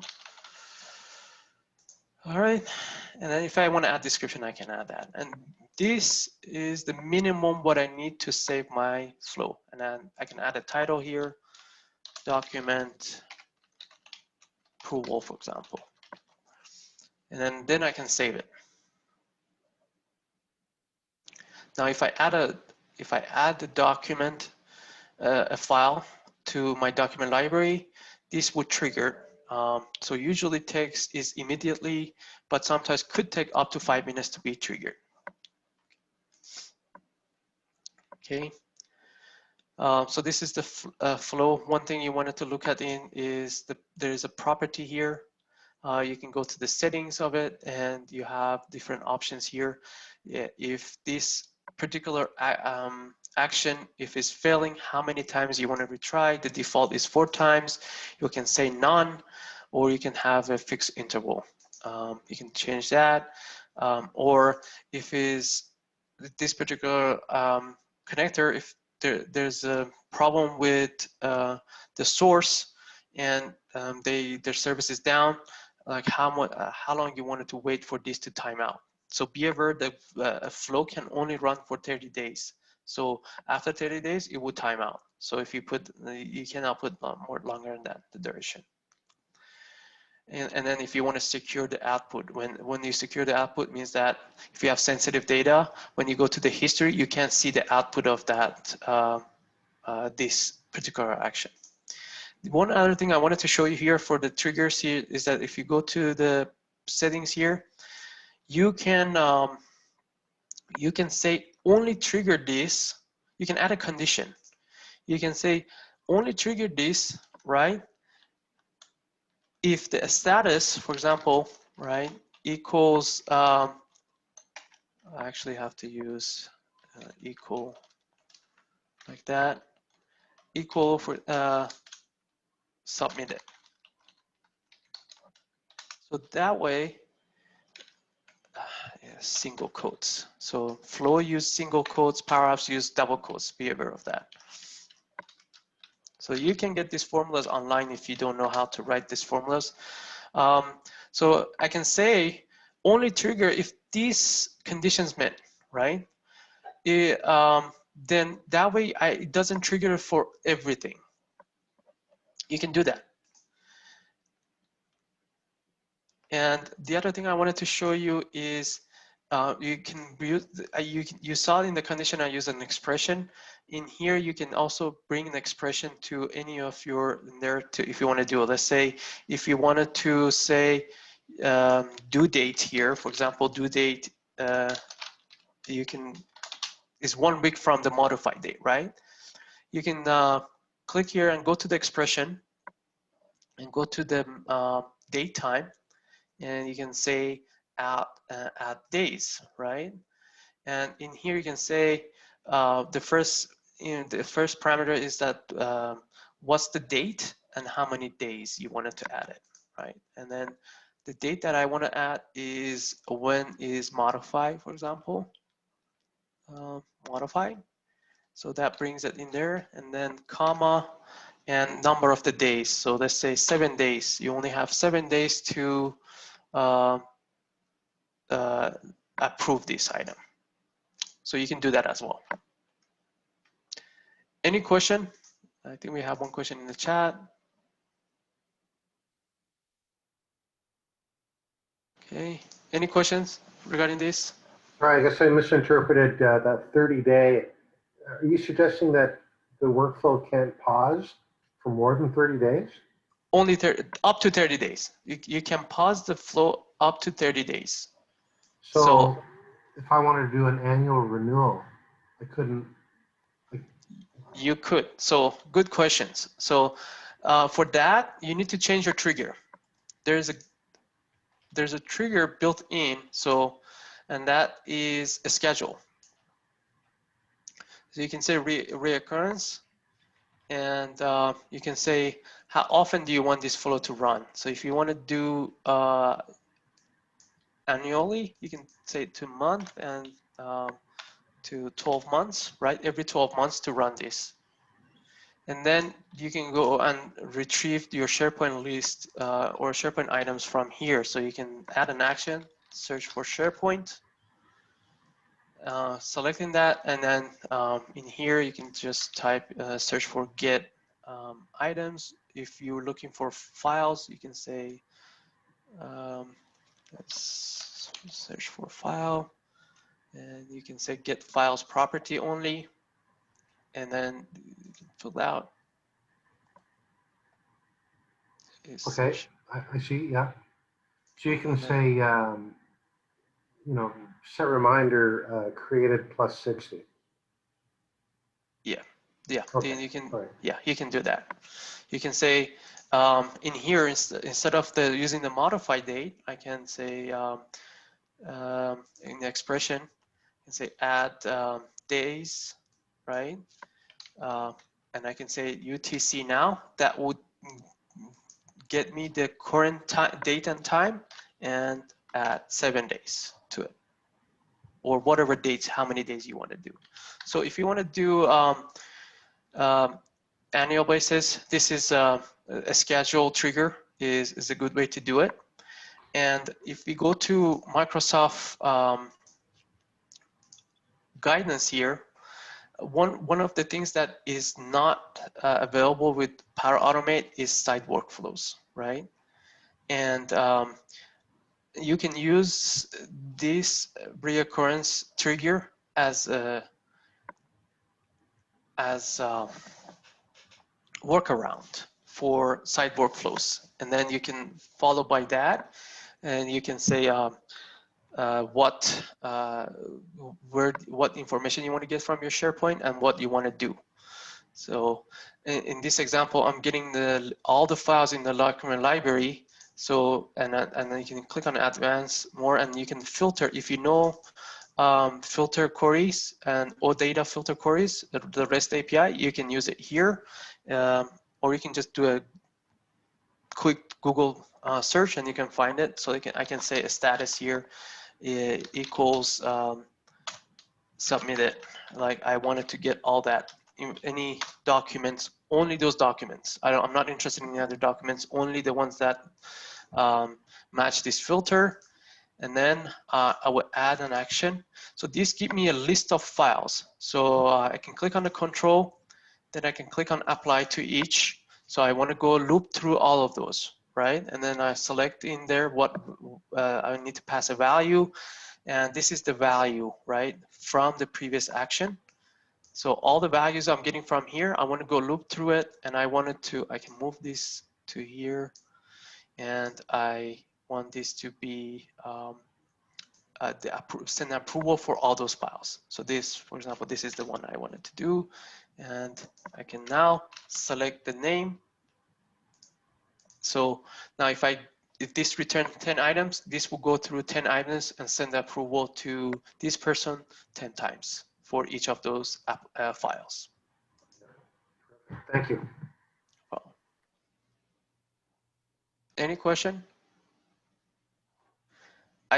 Someone asked me for DLP restricting in terms of administration. I wanted to make sure, I wanted to go over that as well, if you guys have some time. In here, you can, in Flow or Power Apps, there's a gear icon on top. You can click on it and you click on Admin Center. If you're an admin of the Power Platform, you have that option.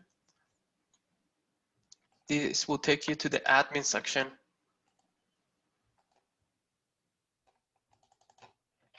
Which, one thing I didn't talk about, environments. In what you can create different environments for different purpose.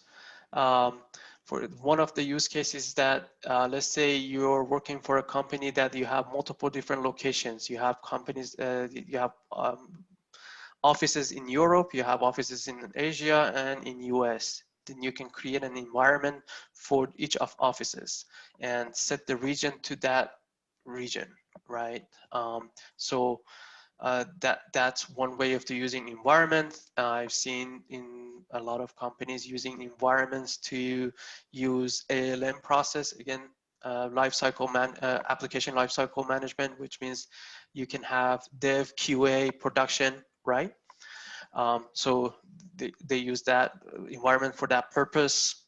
Or let's say you wanted to restrict the environment, all the environments that they cannot use certain connectors in there, but you want for IT department, you wanted to have a separate environment that is loosening up and they can use any connectors in there, right? You can do that as well. That's another scenario that you can use environments for. You can get an analytic of what's going on with your in your tenant, how your users using Power Automate and Power Apps. You can get that information here, like the run usage and all that stuff, what connectors they're using. Same thing for Power Apps. But I do want to talk about the data policy here. This is where you can create a policy to restrict the connectors, right? So if I can create a new policy here, demo, and then in here, let's say if I want all except these two, right, to be, by the way, you can't move everything to block. There are certain connectors that it has to be either in non-business or business. The non-business has this a little bit of an own restriction, but business has it removes all the restriction, so they can use it. Depending on what, if it's sensitive data, you wanted to bring it to business. If not, you can leave it in non-business. If you don't want them to use it, you can just say move it to block. So let's say I don't want them to use these connectors. I can move them to block, right?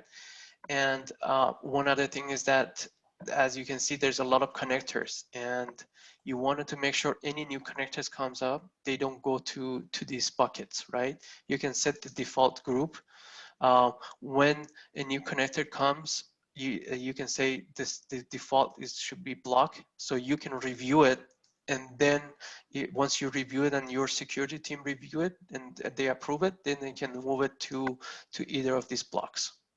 Okay, and then next we're going to move into the scope. We're going to say where do I want this policy to apply to all my environments, or I want it to certain ones, or I can say, you know what, all but exclude one or two. For example, I want this environment, the Center of Excellence environment, to be excluded from that. So I can select that.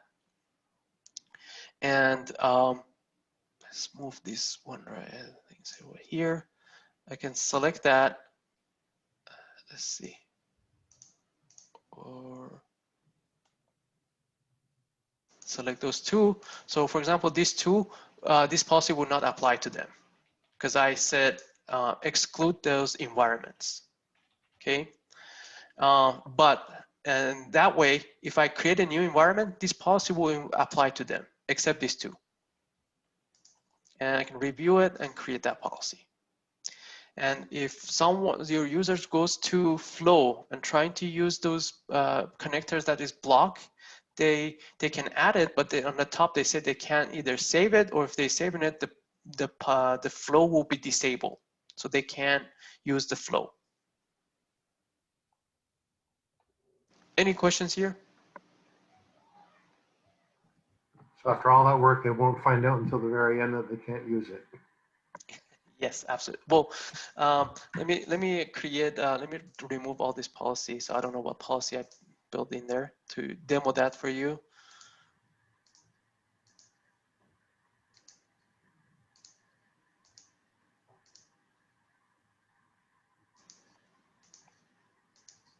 Oh, that's my. But don't get me wrong. I mean, it's good to do that so that they.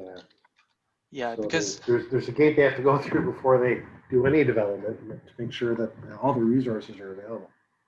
exactly. Like for example, I don't want anyone using Twitter, right? I don't want to use this to automate this process to send the company data and tweet them, right? Absolutely not. I don't want to do that. So I can block that and then go next, and I can say add it to all my environments. No one can use that. All right. So now if I go to my environment here, let's go and leave that. And then let's create a new work flow.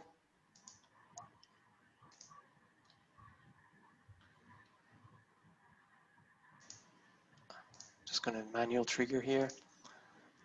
And let's search for Twitter. Let's do a post tweet.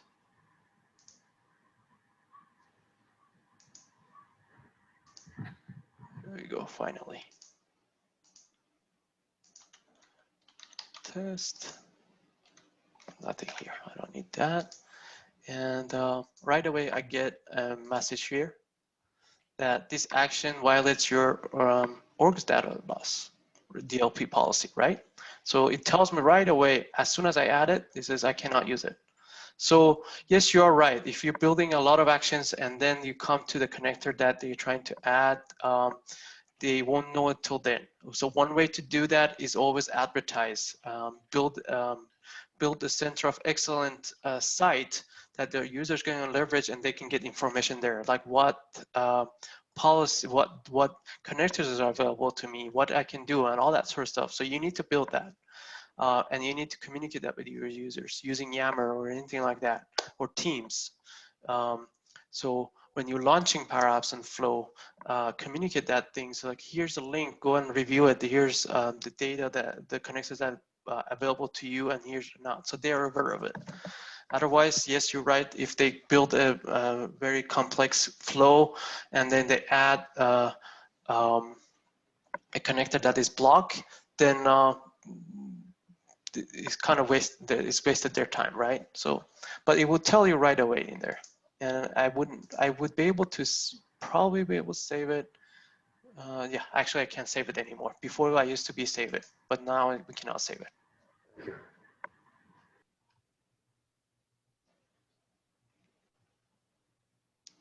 Any question?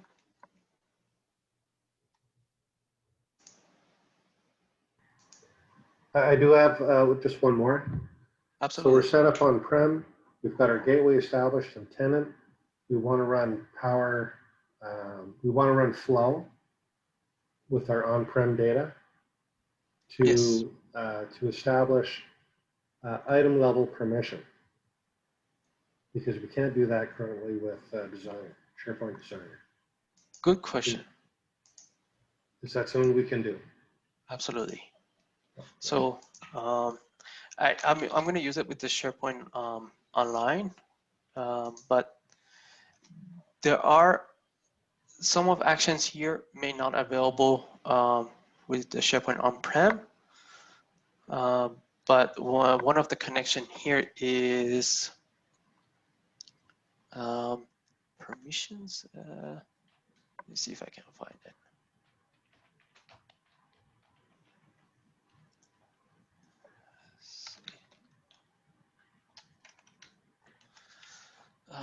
There was one that I'm missing it somewhere. Oh, grant access. So in here you can specify item level. So Okay, this is one way. So we can trigger different access levels at an item level based on a status. Yeah, Or you can do any that. metadata. Yeah, any metadata. You have to build your logic around it. Yeah. This is one way. Then go ahead. Sorry, do you need to break the permissions before you grant the access on a new item? This should do it. This should break the inheritance. But if you're not sure about any actions, you get this question mark right here. And this would take it, you can click on that link and it will explain what that action actually does, right? Right here, usually they're more restrictive. But I believe this will break the inheritance and then add it. So that, I believe it does that. So because that's how the SharePoint usually works when you're adding someone to an item level. If it's just a specific that item, because this is how it does it, it has to add it to that item because you're not saying it to add it to a site. So it had to break the inheritance in order to just add it for that item. So it does bring an inheritance. I do wanted to show you the other way. This is a little bit of more advanced. With the SharePoint, you also get HTTP requests, just like Workflow 2013 that you had that REST API request. Yeah. You can do it here. This is a lot easier than Workflow 2013. If you know, there are some REST API that allows you to break the inheritance, remove the groups, you remove the groups and all that, and then add a new role. So you can use that REST API using this action here. Okay. This is sort of a new, I have not tested it, but this is where in the past I used for doing item level permissions. Thank you. No problem. Any questions? Yeah, I just have one question. I see that this is being recorded. Are you guys going to send the link out to the emails provided? Or Yeah. Yes. Okay, thank you.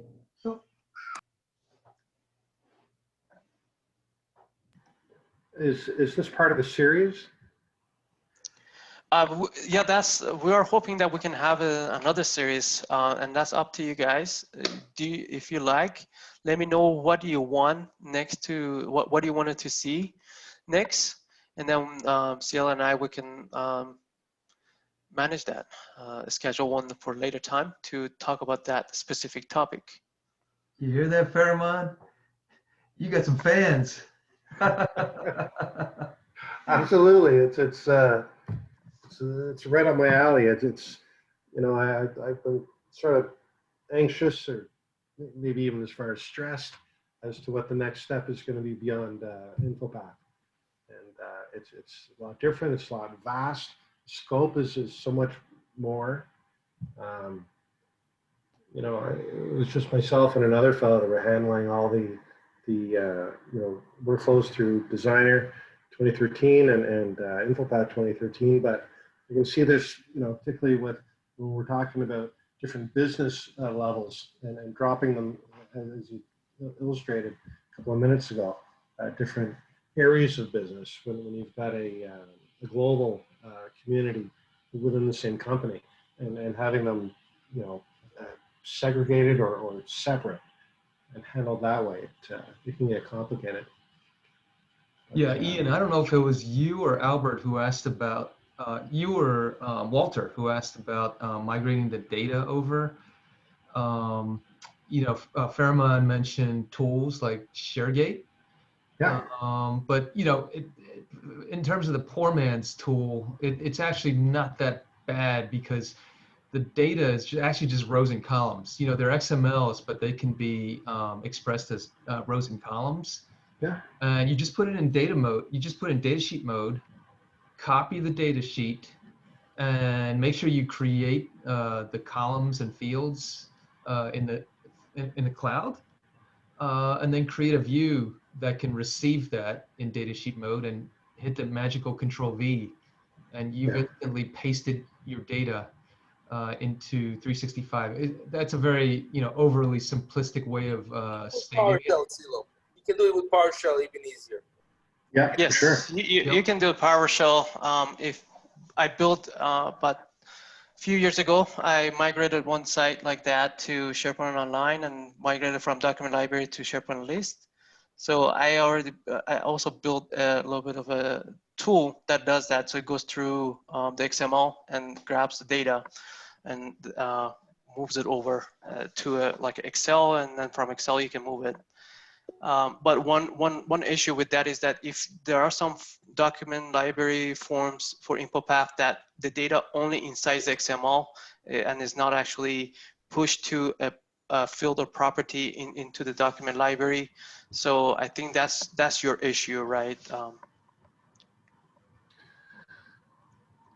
Yeah, it's going to be starting from scratch with a lot of this stuff. But as I mentioned, we're going from 2010 to 2019. We're just shy of 365 because of some security questions. Some people didn't at the time when we started planning this whole negotiation. People said, "Well, you just can't do that leap. Don't do it. It's just too much." And we're sort of feeling the pain a little bit. We've got some other collaborative environments in 2013, and from 2010 to 2013, it's just not as much as the leap. And from 2013 to 2019, we know we can see what our challenges are going to be there. But coming from 10 to 19, it's tough. But don't forget also that this platform, it wasn't all that great maybe a year and a half ago. 2 years ago, it wasn't a complete tool. You would have been using it, you've been cursing. Like Power Apps and Flow they were missing a lot of business components that made it really hard. Now it's all there and more, but. Yeah. Yeah, to the Albert's Do y'all need some help in migrating? Well, Ian, do you need help migrating? Well, we're actually we've moved all of our engineering stuff over. We're halfway done with our functional group stuff, and we're using ShareGate, and it's coming along. It's a little bit late now. We've already adapted everything, and it's already there. We're just validating a bunch of stuff now to make sure it's all good. But it was painful going. It was painful going. ShareGate, as you mentioned, it was helpful. It was an interesting tool. You need help going? I'm sorry? No. When are y'all wanting to go to 365? Well, that's not my backyard, but I would expect probably in the next 12 months. If you need help, let me know. We do that quite a bit. All right, I will. And this is John. Hi, John. Hi. Yeah, so migration is kind of our specialty. Okay. Okay. How do I get your contact information? My information? Yeah. I guess you can email me. Email jobs@jecdev.com. With EVC? JEC. Yeah. DEV as in developer.com. Yeah. Got it. Okay. Thank you very much. No, it's fine. The biggest problem is to go through the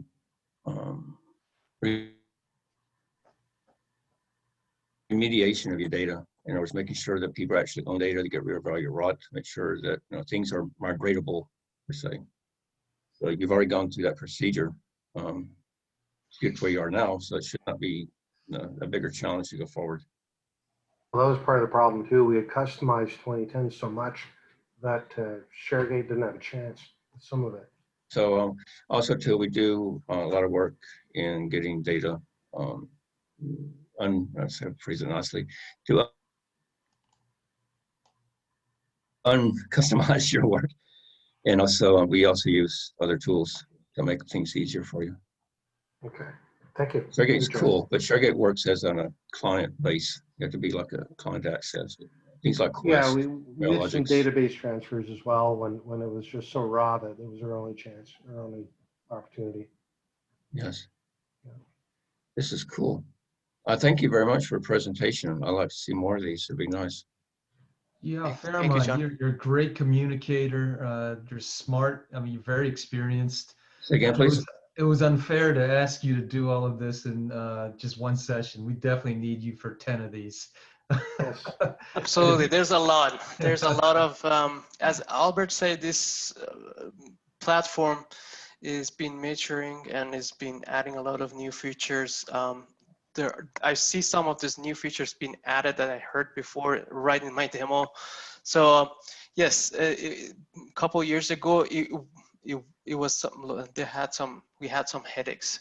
We had to use some workaround And to they're get still around. updating. They're still updating monthly. Yes, they're still updating. There's still some pain points, but it's getting there. I think it's getting to the point that is very useful and pointed that is or like it. But I think one area, let me know what you guys want to do for the next session. I can talk about the Center of Excellence and Governance around Power Platform. If you want to get away from Power Platform, you want to go talk about SharePoint, Teams, and any other, let me The know. biggest thing that we have, so the things that we do, we have pretty good experience with this, is that Teams, integration with Teams, because Teams is the biggest This is also just PowerPoint for us. they're working on it. It's really great. There's a lot of cool stuff you can already do, but it's Yes, still yes, yes. really in the infancy right now. Yeah, so some of your users might want to be aware of all the new features that's coming out to be Yes. on Teams. Yeah. If people are very new at this, they might be aware. As I mentioned, it requires a lot of training and a lot of transparency with users. And this is a great platform, but you need to be aware of the licensing. Licensing can be a little bit of headache. You need to be aware of all the limitation that impose in this platform. Microsoft is introducing a 2,000 API calls per day, so you need to understand what that means. Well, licensing is the biggest, to me, licensing is Microsoft's biggest new profit motive. I think that, they give you this little free version, but you pretty much have to pay for anything that's really worthwhile. And then when Cortex comes in, people are going to be paying through the nose. And these custom connectors are costing too much money for people. It's not depending on the size of the organization, right? Exactly. I mean, the cost depends on what you're trying to do, Depends John, on your right? workload and how much you want to get done. Yeah, Yes. exactly. It depends on what you want to do. How many hits, how large is your data, what if you're going to use custom connectors. I mean, it's a whole litany of decision points. So I made like a chart of all the different options to go and then how to try to beat the licensing scheme. But if you do anything that's kind of complex, you're going to be paying licensing, which is a bad deal. Yes, John, it depends on what you're trying to do. I think this is good for the power users. And even for IT, depending on what you're trying to do, this is good platform. But if you take in something more advanced, is more enterprise-wide applications and all that, maybe you want to rethink building it on this platform. Maybe you want to take it to the Azure or Amazon or any other cloud. So depending on what you're trying to do, it is a great platform for your power users, for users that don't have knowledge of coding. It gives them ability to build applications for their department, for their team to leverage, or even for their personal use to be able to automate some of their daily tasks. But as Albert and John mentioned, is that if you are trying to build in complex applications, this might not be the platform for you.